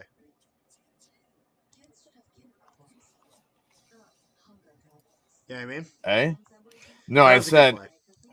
no. I'm saying of how you're like, oh, he almost dropped it. I'm like, yeah, at least he didn't run the opposite way into the end zone, like he did last year, when Chris Jones had to pull him off to the side and explain to him what the rules were. You gave up the single, you dumbass! Oh my god. Chris Jones has decided to teach his players the rules this year.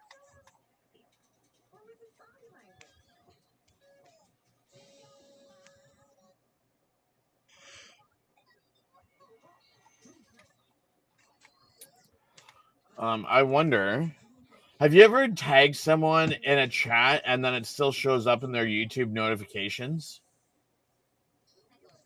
Is that even a thing? I don't know. Let's try it. Check out. I'll go back to my YouTube. Check out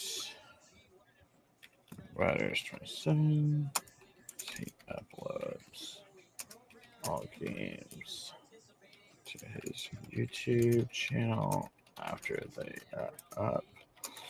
He already has Bombers and Red Blacks from last night.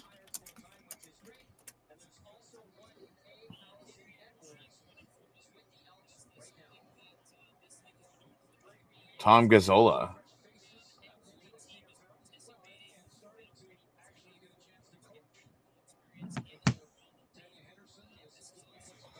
Nice.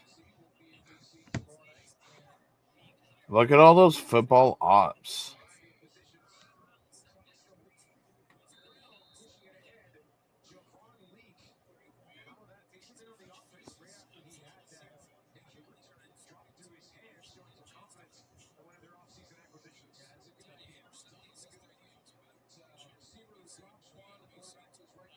There you go, Carter. What? Go take a sports management university course, and you can go get into football operations.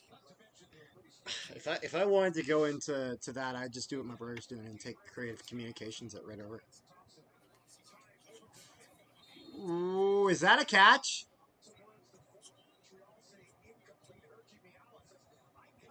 I think this might be incomplete. I don't know that he's got this. Dum. Does he have this? Oh, he's got that. It looks like he's got that.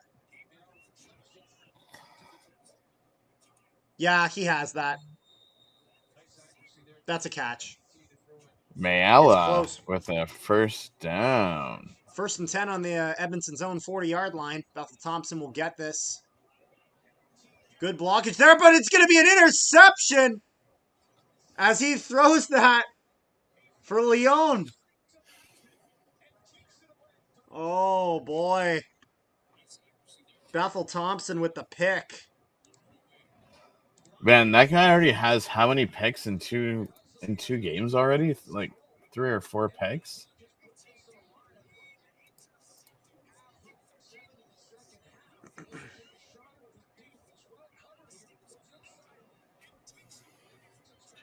He has 2 picks.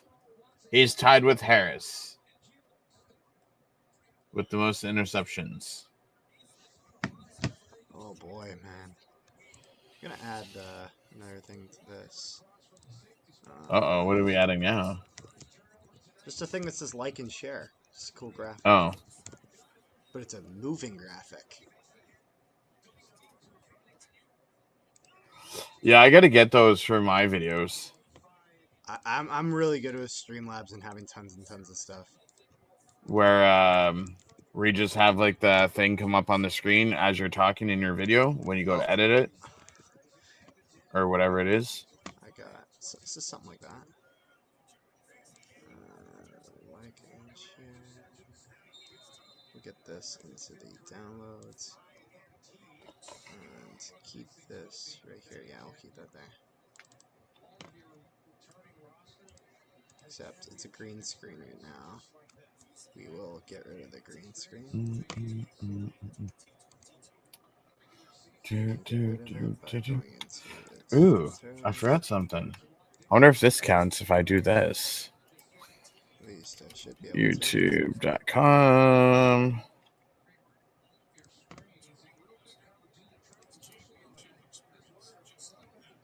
CFL Central.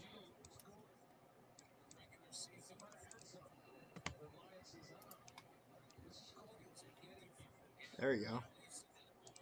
How's that, Rick? Nice.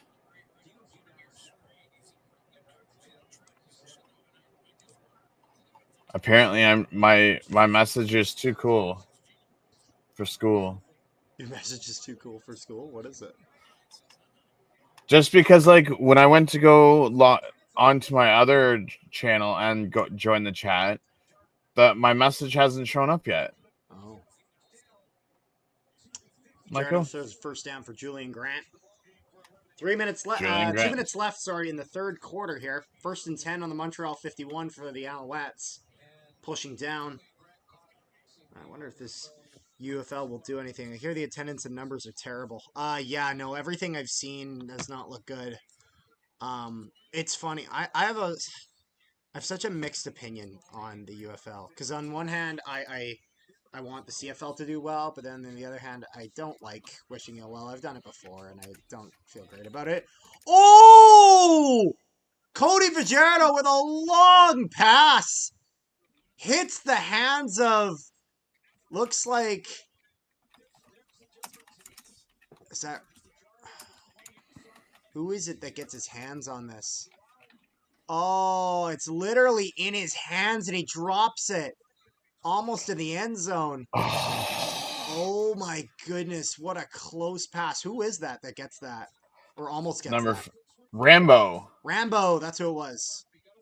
I was thinking Rambo, but I didn't want to say Rambo in case it was like similar and I'd screw it up. Hey, that looks like one of our passes from last week. What do you know?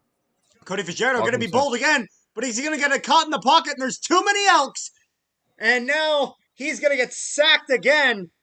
And it's going to be 3rd and 10 against the Alouettes.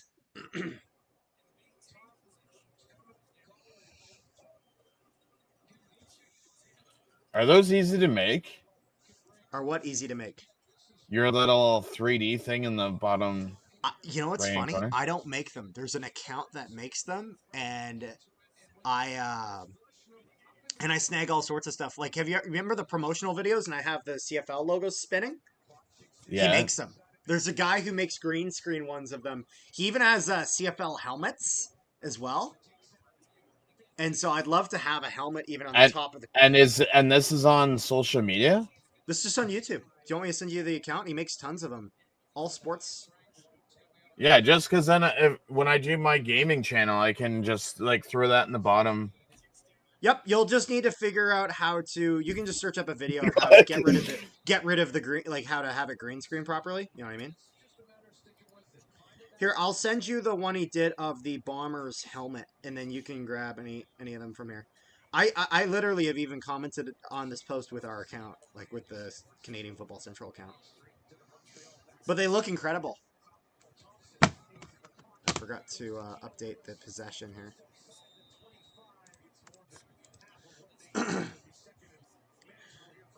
About 15 seconds left in the third quarter here. Elks behind by 6. They need points.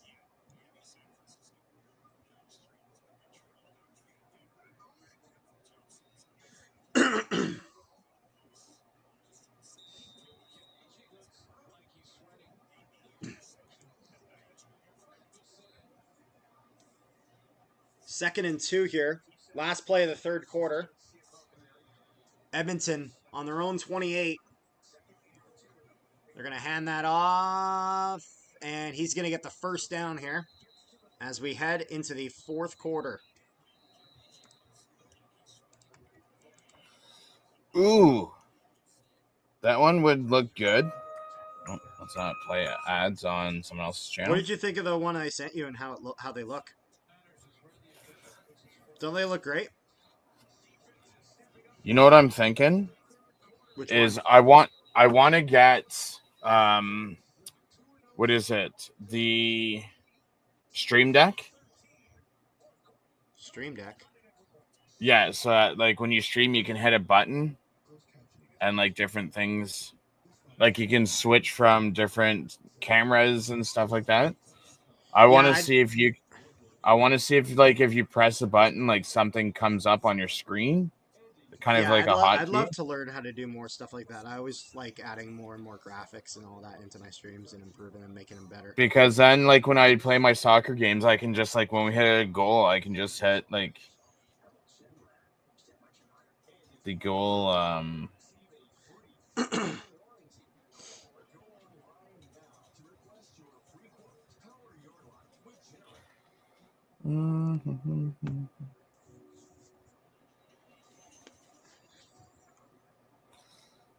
Hence why I got those lights, because I was gonna do a green screen drop down screen.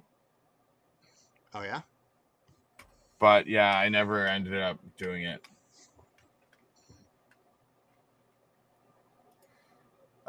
Let me double check. See if that is true. We want English. We don't want French. No, we don't want charter positions. We want alignment. And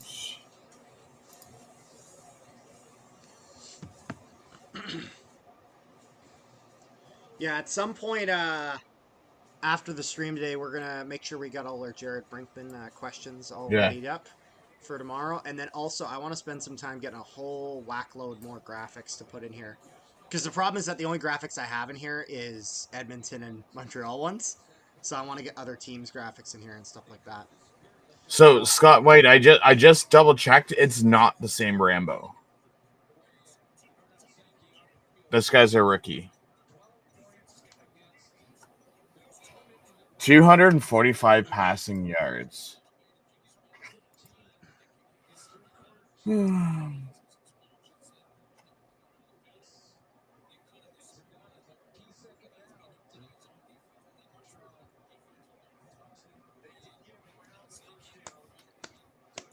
up, stand up, and go and stick your hands up, and jump around, jump up and down. Gonna be a screen pass here for the Elks. Gonna move it through and get around 9 yards here. Not quite the first down, but it'll be looks like 2nd and 1.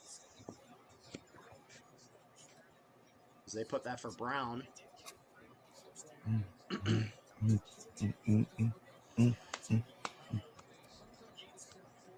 Well, it's gonna be a long night tonight, my friends. Oh, you know what I just thought of?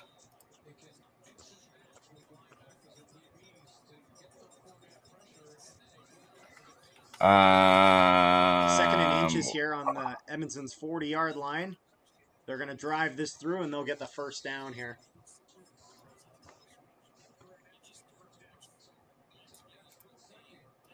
Why don't I work on this while I watch the game and do this at the same time? Saves so much Every time work. Chris Jones is on the screen, I just think, like, how's he employed?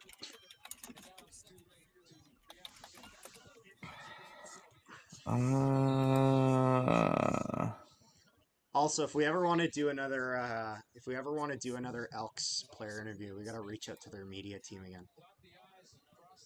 Yeah, for those not aware, for our Elks interview, we actually had to get permission from the media team. So thank you to the Edmonton Elks media team for allowing us to interview Dean Faithful.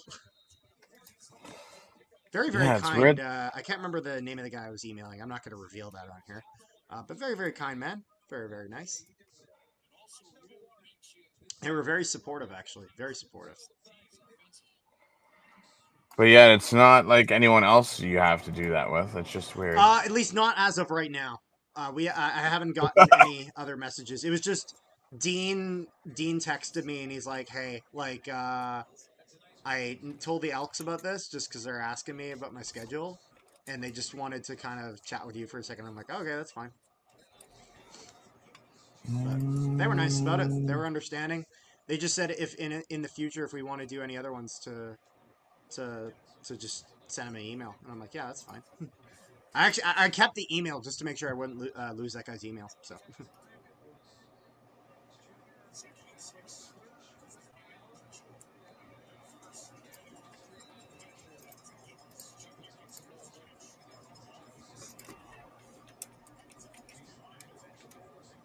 I don't know why I didn't do this last time.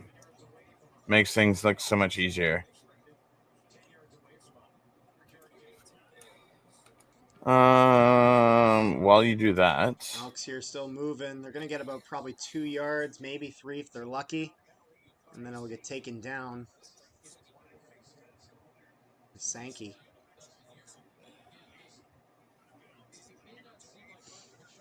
"12 minutes left in the fourth quarter. 2nd and 7. Midfield here for the I gotta put... Elks.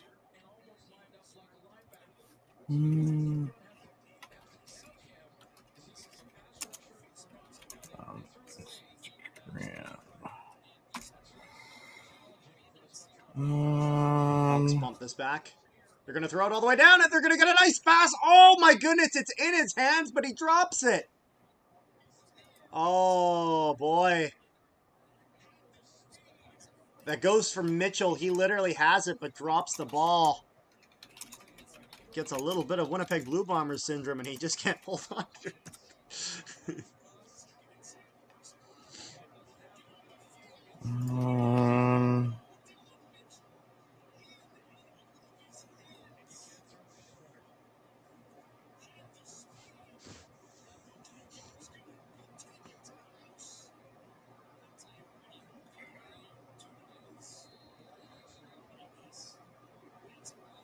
There's going to be a flag on the play here.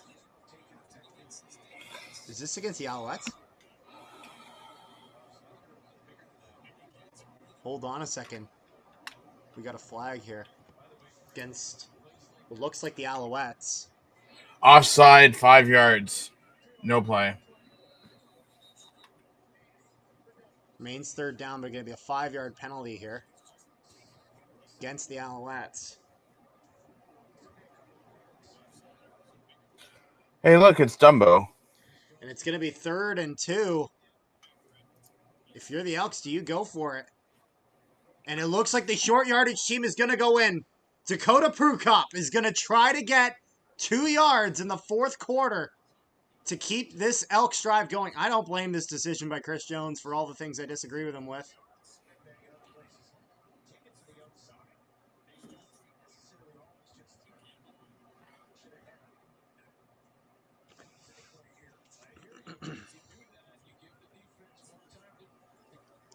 Elks in short yardage. Prukop set there. They need 2 yards. Oh, no! Wait a minute. Dakota Prukop was going to take a step back and then beat him wide, but the Alouettes go straight through. Oh, that's not good. Surprise Jones. His hair's missing in the ads. I don't have a problem with him deciding to go for it on 3rd. What'd you say, Rick? His hair is disappearing in the ads. That's what I was talking about with the graphics. Surprise Jones doesn't. Okay, I don't have a problem with them going for it on short yardage. I have a problem with that play call, though. Really? You were going to have him step back and beat him wide? Beat him up the middle. Like, seriously, that's what Dakota Prukop is known for being good at doing from his time in Winnipeg. So, this is a clear instance of Chris Jones having talent on his roster and not knowing how to use it. Scott, That's a bad play call. Scott, it would not surprise me if he was fired by week 5. Yeah, it would not surprise me. Rick, we're almost at so one of our shorts is at 1.2 thousand, 1,200. Oh. And we are almost at our next short is almost about to reach 1K. Shorts have been doing very, very popular with you guys. Thank you. And when did you put those up? So 2 of them I put up 2 days ago, and 2 of them I put up yesterday. Oh. And I posted them on Instagram as well as Reels, and they've done successful there.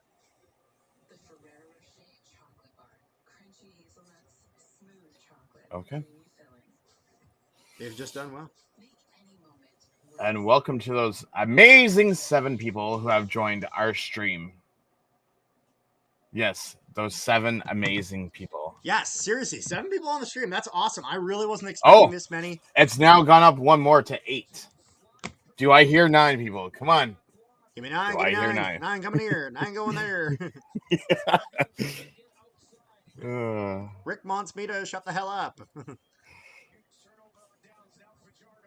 I don't know if he'll see that. And Fajardo getting some yardage here now for the Alouettes.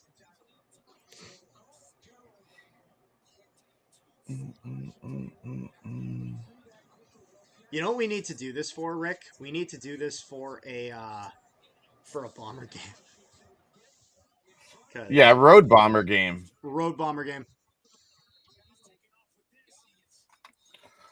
Let's see. What do we have? It doesn't tell me jack. Montreal Alouettes now with it. Fajardo in the back. He's going to get the first down. And he's going to slide now into Edmonton territory. If you're the Alouettes, get in field goal position and kick that home.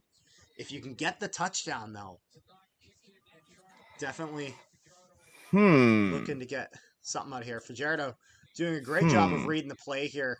Good block by the offensive line of the Alouettes, who have had a little bit of trouble here in this game. Good block on this play, though. Fajardo sees the hole, gets the slide in, and first down. Montreal Alouettes. I'm surprised your viewership is so low on here, actually. I'm not. You have to realize the CFL market is really not that large. And the thing is that, like, a lot of people, when it comes to games, they really, really like to watch it. And some people just like watching it on their own. Watch-alongs are not for everyone. And so this stream is to do 2 things. Number 1, for people who are watching the game and want to enjoy that with us and have this kind of on the side. And then also for people who are not able to watch the game, maybe who don't have access to CFL Plus, to kind of get some coverage of the game. Fajardo with it. He's going to throw it. Oh, a bad toss by Fajardo, and it goes off the dirt. Doesn't get nothing.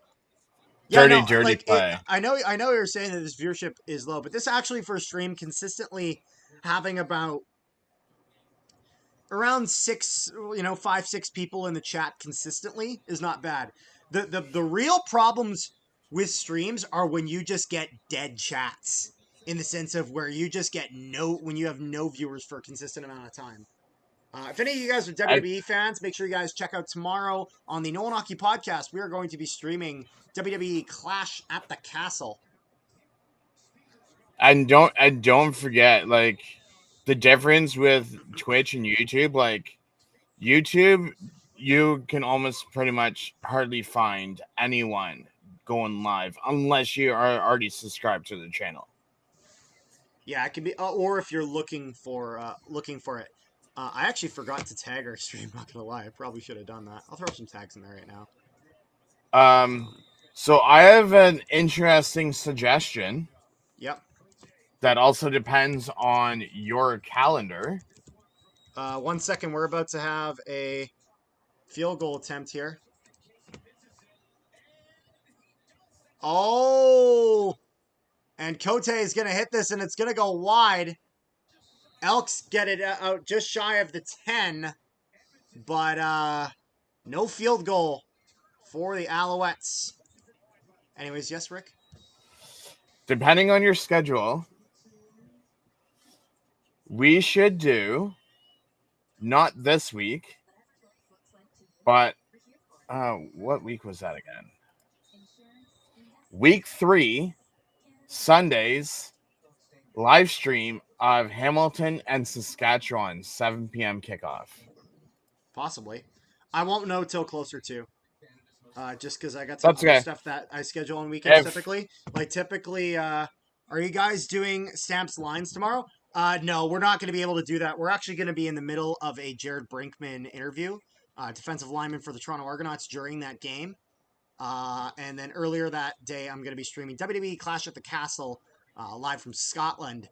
on the No One Hockey podcast. So you can check that out if you're a wrestling viewer. But no, we're not going to be streaming any more games this weekend. This will be the one game this weekend. We're probably going to be aiming for, I'd say, a game not every weekend, but every second weekend, hopefully.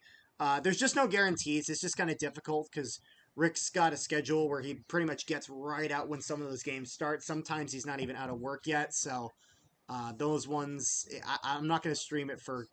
I'm not going to stream the whole game solo just for you to show up for the last 30 minutes. I don't mean that in any offense to you. It's just our two-person dynamic works well. Solo, it just doesn't work very well. When it comes to weekends, just something out of my personal life. I played some D&D, some Dungeons and Dragons with some friends of mine. We always, yeah, you know what? It's nerdy, but it's effing fun, seriously. But that's something we typically do on weekends. We weren't able to do it this weekend because of Father's Day, as well as just tomorrow being a very, very busy day. So we're gonna schedule. Who spends time with their fathers these days? Jesus Christ.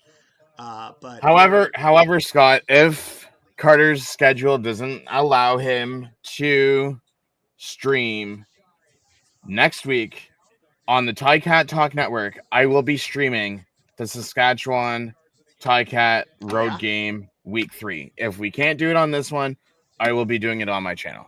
There you go. And I will go solo. So there will be a stream. It might be one of these streams, or it might just be Rick doing it solo on his own channel. Yes.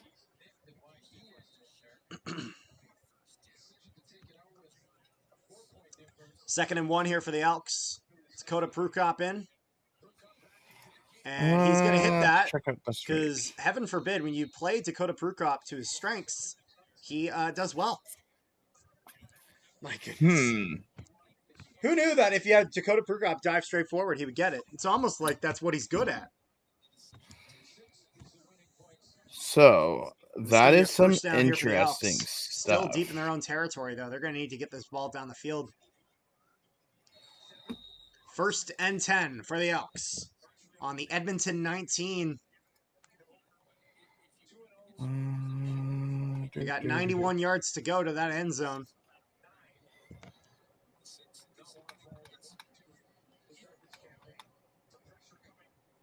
Take the snap there.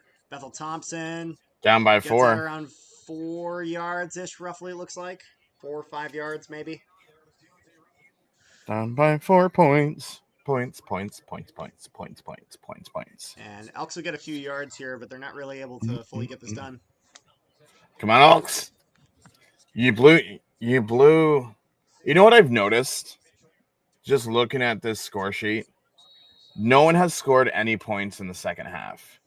Wow, really? Nothing. 6:40 left in the fourth quarter. 2nd and 4 on their own 25-yard line. Bethel Thompson takes it. He's throwing it onto the side, and he gets that. And Mitchell will get a few yards, but there's a flag on the play. Flag. A hold. I need to get me a flag. Just to, throw up in the air when there's a flag. So you can throw it up whenever there's a flag. You need an orange one. Flag. Flag. Roughing the passer against the Alouettes. It's going to be a 15-yard penalty. Thompson dishes this out, and Crosby still goes for the hit. 15 yards from Edmonton's 36 to Edmonton's 51. Crosby? Sorry, I can't see the last name. Cosby. Yeah, no, I knew it wasn't Crosby right after I said that. It's funny because his first name starts with a B, so just think of Bill Cosby, but without the stuff he got in trouble with. 1 second. My headset just died. I got to quickly grab my backup.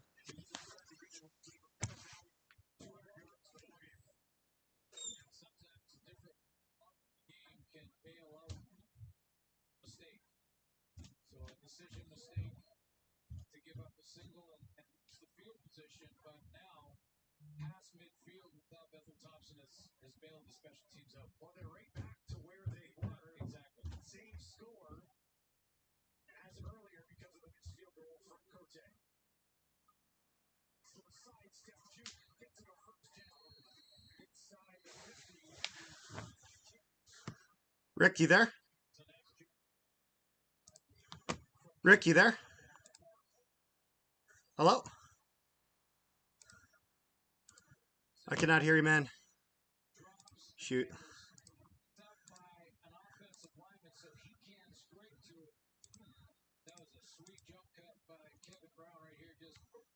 Uh-oh. We're having issues here with the audio, Rick.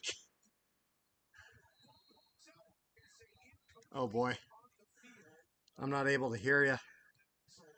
And it doesn't look like the stream's picking it up either. Oh. You there, Rick? His mic is screwed.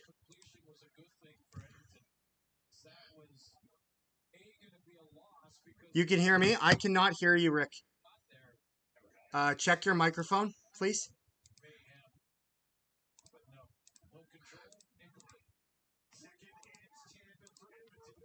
Is your,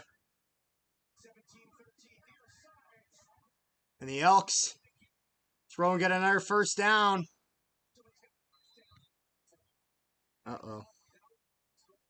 If I'm looking at your properties.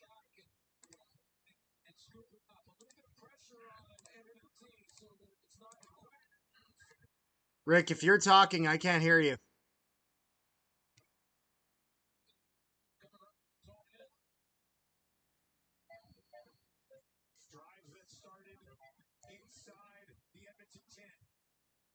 What's going on with your mic, dude? My mic's fine, sir. It's not showing up here. Well, it's Oh, Elks throw it down. And that's going to get intercepted by the Alouettes. because I had my mic turned off. It's showing now. Wait, talk. Howdy, howdy, howdy. Your mic's on? My mic's on. Can't you see the lights?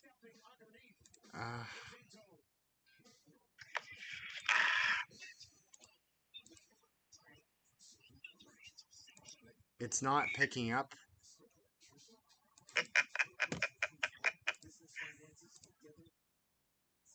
I'm a little worried here, man. We could just go this way, because is it not picking up our voices this way? Yeah, it technically is. It's not ideal, but... We can just do it this way for the last 4 minutes. Yeah, you can hear him a little. That's because I have my Snapchat call right here. Wow, that return was for 34 yards.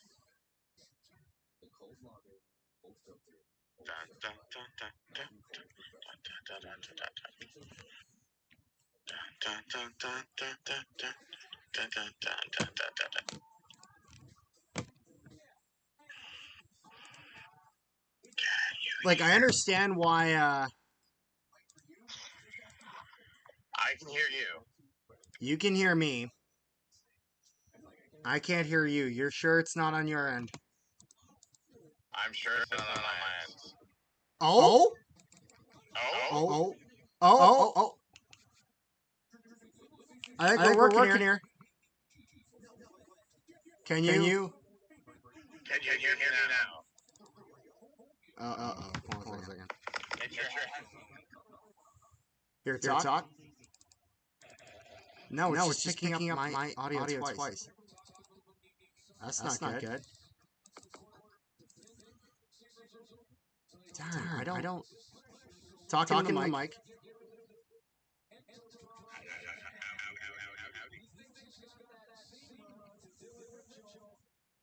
Here, let me turn off the snap call. Talk.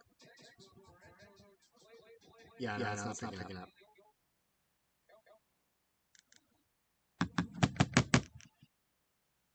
We're gonna need to roll this, Rick. This kind of sucks.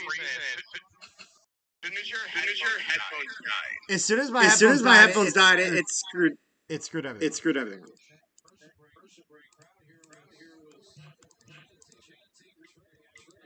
That's two interceptions from today.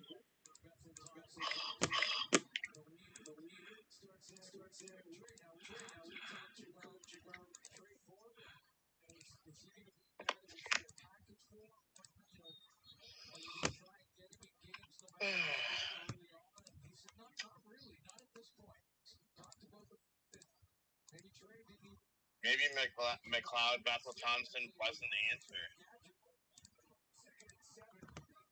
I don't know, man. Yeah, we got to focus more on the rest of this game here. This is not ideal. That's kind of shitty, but No, I'm just saying, like, McLeod Bethel Thompson maybe wasn't the answer for quarterback. yeah.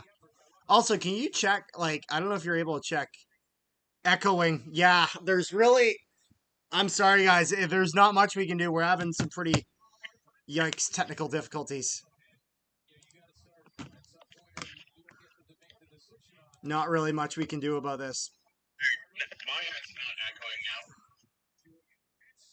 echoing now. Yeah, I'm not sure. Because I turned my volume down. 1 second. Let me check something. Here, talk on your end. Howdy. Yeah, I don't know what's. There. Nah. It says it's better because I turned down your voice on here because I can hear you through my headphones. I see. Yeah, sorry, boys. I'll try to have this figured out for next stream. Just sometimes stuff like this. The thing that sucked is that I had both AirPods die at the same time. Were they both fully charged? Yeah, it's. I don't know. My AirPods are also kind of old. But it is what it is. Stuff happens. Too cool for school.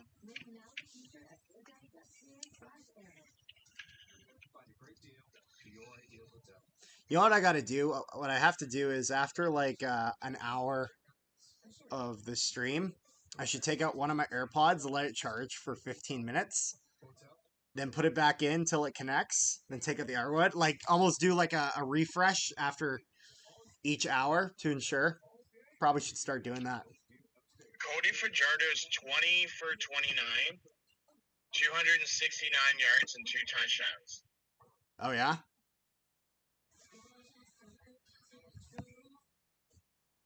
Here, 1 second. I'm just going to quickly end the call. I just want to check what it sounds like on stream. I'm going to rewind a little.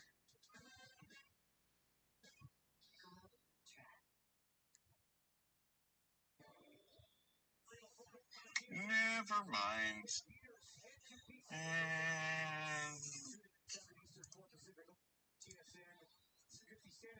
Properties. I can't hear you. Go down. My mic's on. Can't you see the lights?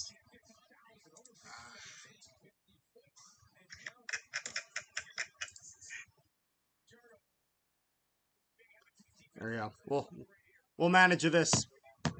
Here, if you can answer the call, Rick. Oh my goodness! Alouettes going all the way down! And he's in the end zone! Oh! Touchdown, Alouettes! Damn.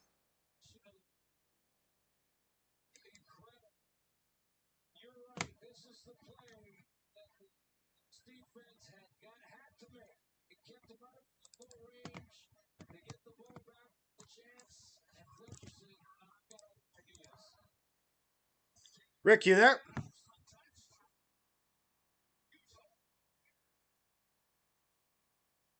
Oh my goodness, don't tell me that he can't even... Rick? No, can you hear me? There we go. Oh no, you're connected to my watch. No, what I was saying was, what do you do now? If you're in the Elks. Oh, and he does not hit the conversion. Cote off the uprights. Doesn't hit it. That's 2 now.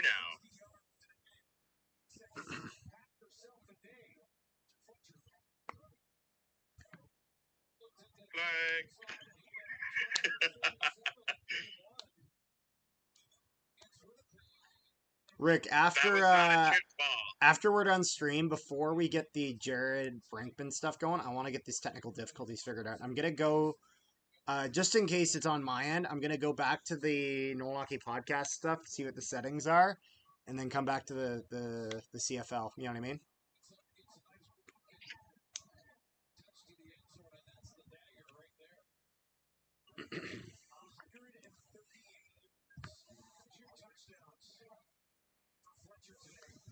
Two Fletcher touchdowns.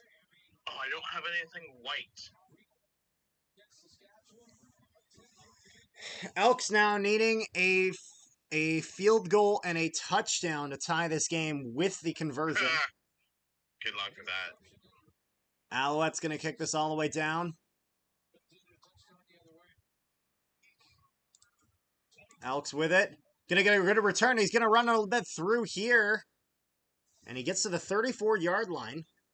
Solid yardage here. I mean, if he would have ran that back for a return, that would have been nice. That would have certainly made this interesting. 2 touchdowns, 61 receiving yards, 82 yards rushing. So, good night for Fletcher. 143 all-purpose yards.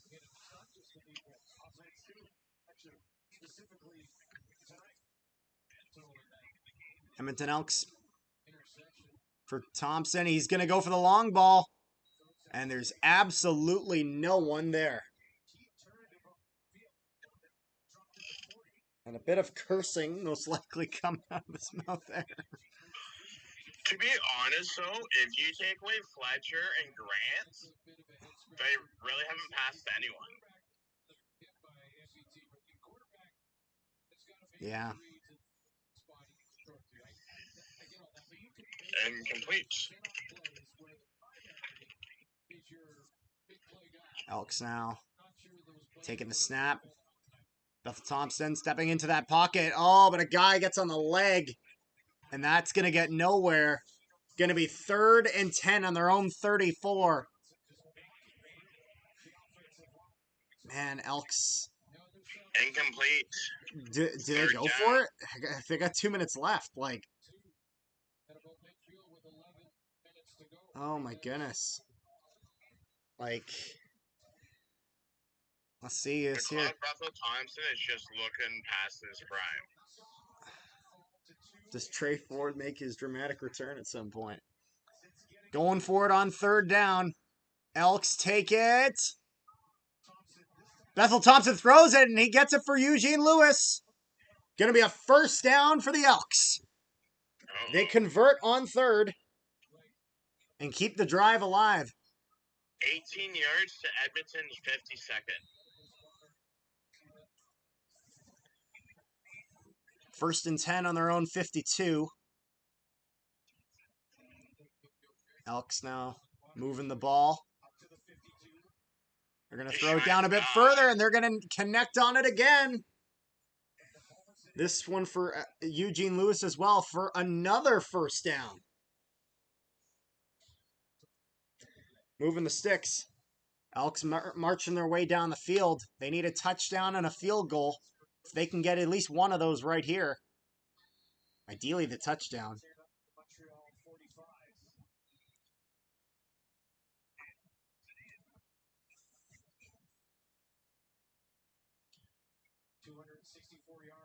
Elks now with it.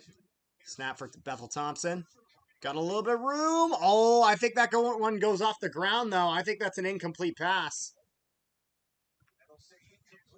That's going to be incomplete on for Flowers. It's going to be 2nd down. 2nd and 10.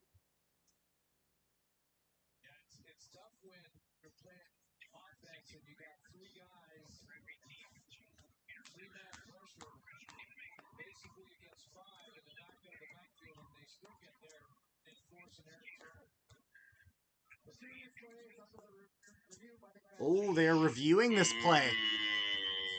I think that hits the ground. I don't think that goes straight into his hands, but I'd love to see a replay. Let's see here. This ball goes. Oh, his hands might bounce off his hand. His hand might have been on the turf and it might have bounced off his hand there. That's such a crappy angle. Give us another one. Oh, I don't know.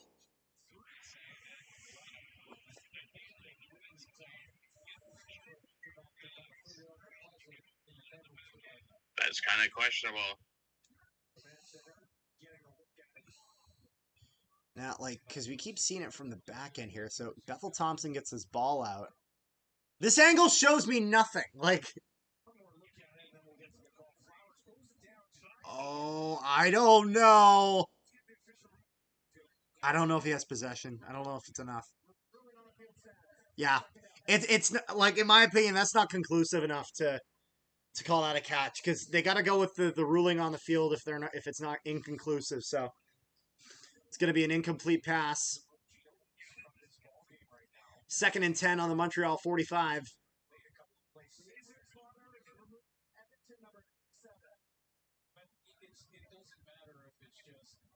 Eugene Lewis is getting removed from the field here. Uh-oh. What's the reason for... I don't know what the reason is.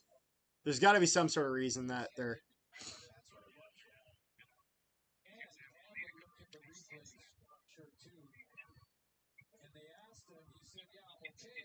Oh, it looks like this is concussion protocol. Like, he's getting pulled out.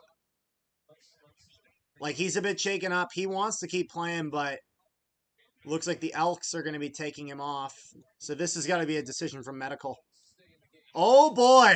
Oh! Now, I'm not a lip reader, but, some fiery language from Eugene Lewis. Pissed off. I get it, but he's got to listen to the medical staff. Bethel Thompson now going to throw that down, and he's going to connect here for Mitchell. And they're going to get another first down. Elks pushing the field now. Where was this? Earlier in this second half. 139 on the Montreal 30. Definitely in field goal range for Boris Beatty. Hey, Carter, like they always say, no lead's a good lead. Bethel Thompson now going to throw this under the side. And I think he's got it. Flowers makes another catch for a first down. And they're going to move even more. The Elks are marching the field. They're on the Montreal 18.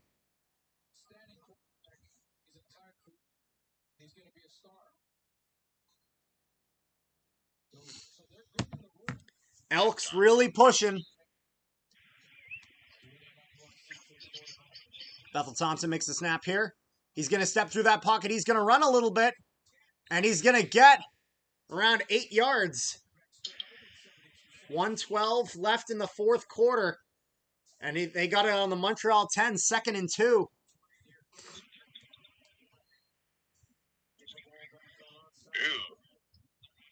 McLeod Bethel Thompson rushes for 8 yards. Yep. Bethel Thompson now getting that back. He's going to go for a short pass, and he's going to connect for Mayala. And it's going to be 1st and goal. Wow. Edmonton really storming back on the 2-yard line. You need the touchdown now. Edmonton Elks now with it. In the gun for Bethel Thompson. He's going into the corner, and there's going to be a flag here as it's missed. Oh, boy. Pass interference against the Alouettes. Ball on the 1-yard line. The Edmonton Elks. They need this. Hey, Carter. Uh-huh. Guess who's going to be doing it? It's going to be Mr. Dakota Prukop himself.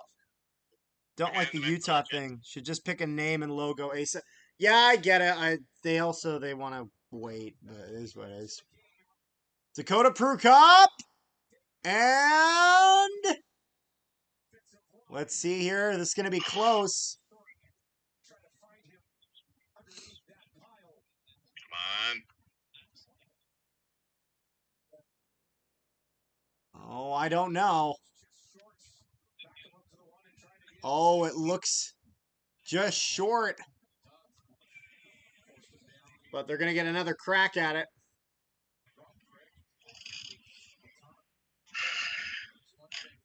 Good thing we're not fans of these two teams. 2nd and goal on the 1. 47 seconds left. Dakota Prukop And he's going to get that. I'm pretty sure, at least. I think he's got it. Oh, is he short again? Oh my God. I thought he had that. Let's see it here. Oh, he doesn't have it. Oh, he doesn't have it. It's going to be 3rd and 1. Oh my goodness. Can the Alouettes do it? This exact same thing happened to Edmonton. And he's got it. Touchdown, Edmonton. On 3rd down, Dakota Prukop finally gets it in. And the Elks get the touchdown to make this A 3-point game. Yep. Well, not yet. They have to hit the conversion.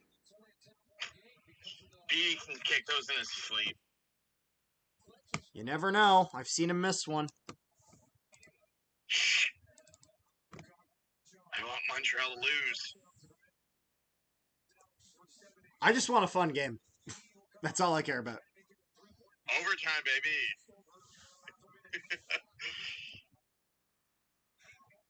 Boris Speedy setting up.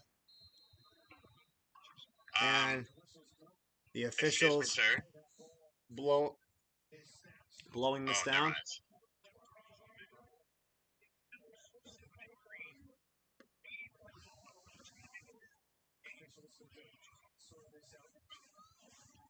Gonna have a flag here.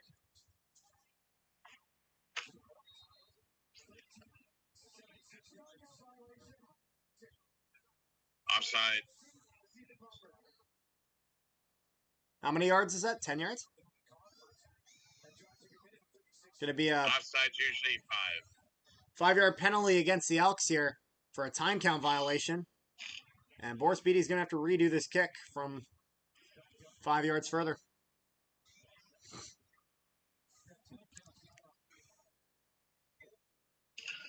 Beatty's been able to kick him in his sleep. How far back is this extra point? We'll have to see. Julian, remember, laces out. And Beatty hits it.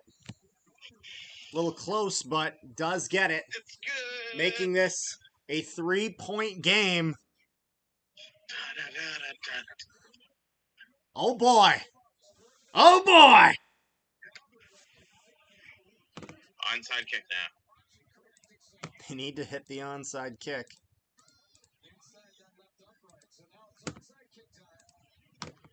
Oh, pushing and shoving. Talking smack.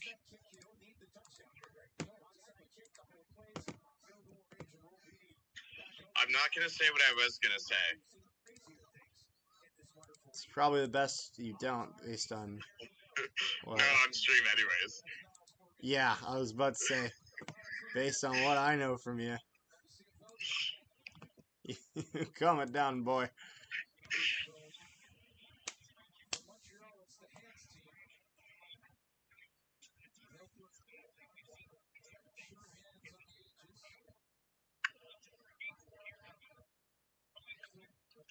$33 seconds left. Alouettes trying to hold on. 3-point lead over the Elks.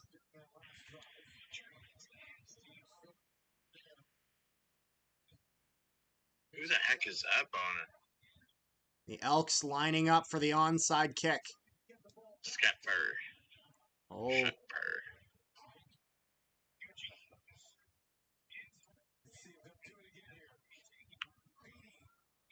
oh my goodness!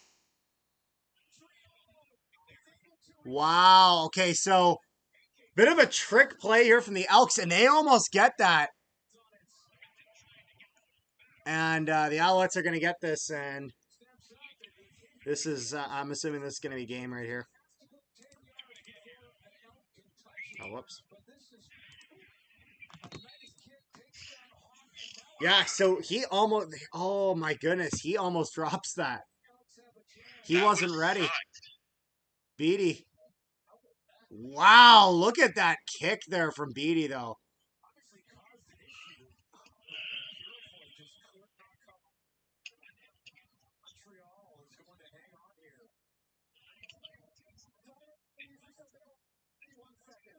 Can't depend the Alouettes do nothing.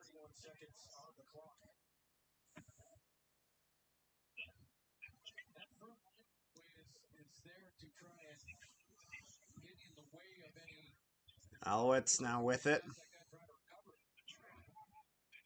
Gerardo passes that off for Fletcher. Going to drive it through. Just run running plays and run out the clock. Edmonton calls for timeout.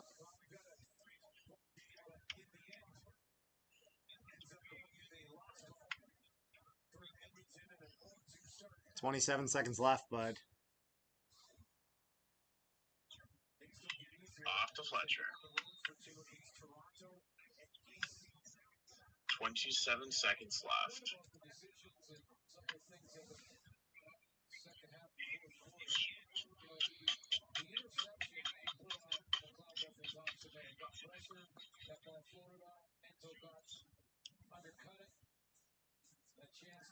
Alouettes with it. 2nd and 8 on the Edmonton 35. He'll pass that off for Fletcher again. Fletcher looking for a hole. He's going to drive for about 2 yards.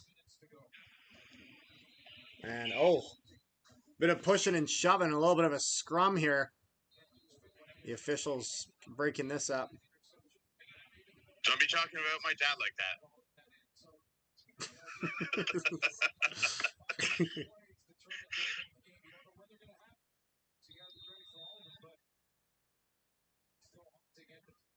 Oh, someone insulted someone's mom. Or sister.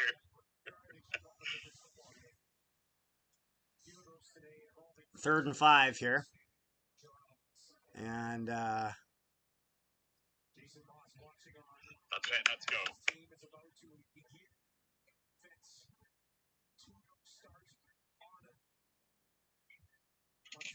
the Alouettes will. See, I can't tell at the bottom if they have their timeouts or not. Yeah, and they take another timeout. Their last timeout, 2 seconds left on the clock.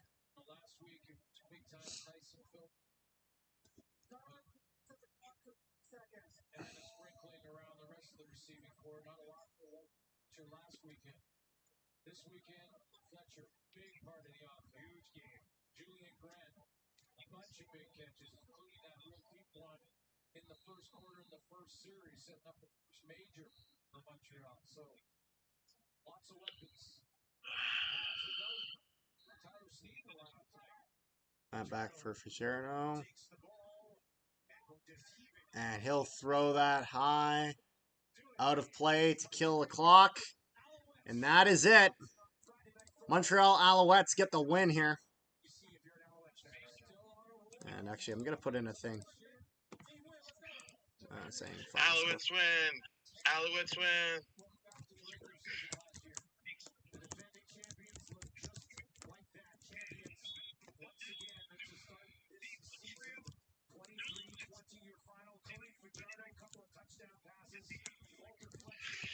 What does that put me for fantasy?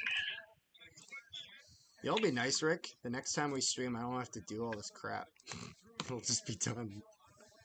Until your headphones break again.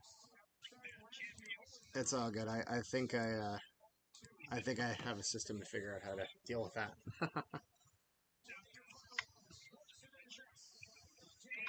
Final score.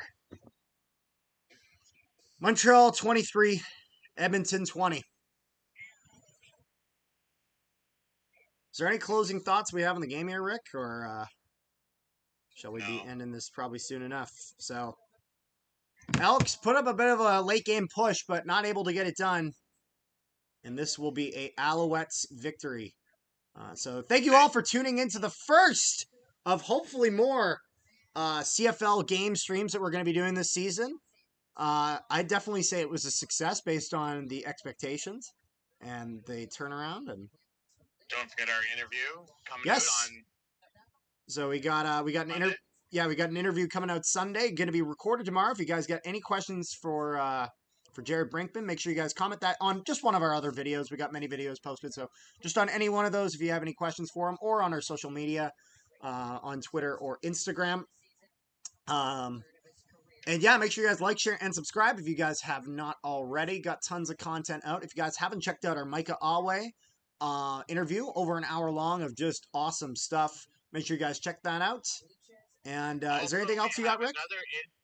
We have another interview coming out next week. Yep, that'll be Cam Eccles. That interview is happening on Tuesday. Will be coming out Wednesday. Anything else? No. No, that's all. And if you want to see Carter in a horrible, Yes. go watch his video from last night. Yeah, you can see on the Nolan Hockey Podcast account, you can see my beautiful Bombers just not being so beautiful. And so make sure you guys check that out. So let's see. Hold on a second. We got one more question here. Does Bethel Thompson give the Elks the best chance to win? I don't know. I don't even know if it's Bethel Thompson. I think it's Chris Jones. I think it's Chris Jones, to be honest. I'd like to see how Bethel Thompson does with a new guy at the helm. But that'd be my answer to that. I think we'll probably get going. So peace, love, and positivity to all you guys. Make sure you guys like, share, and subscribe if you guys have not already. And we will see you guys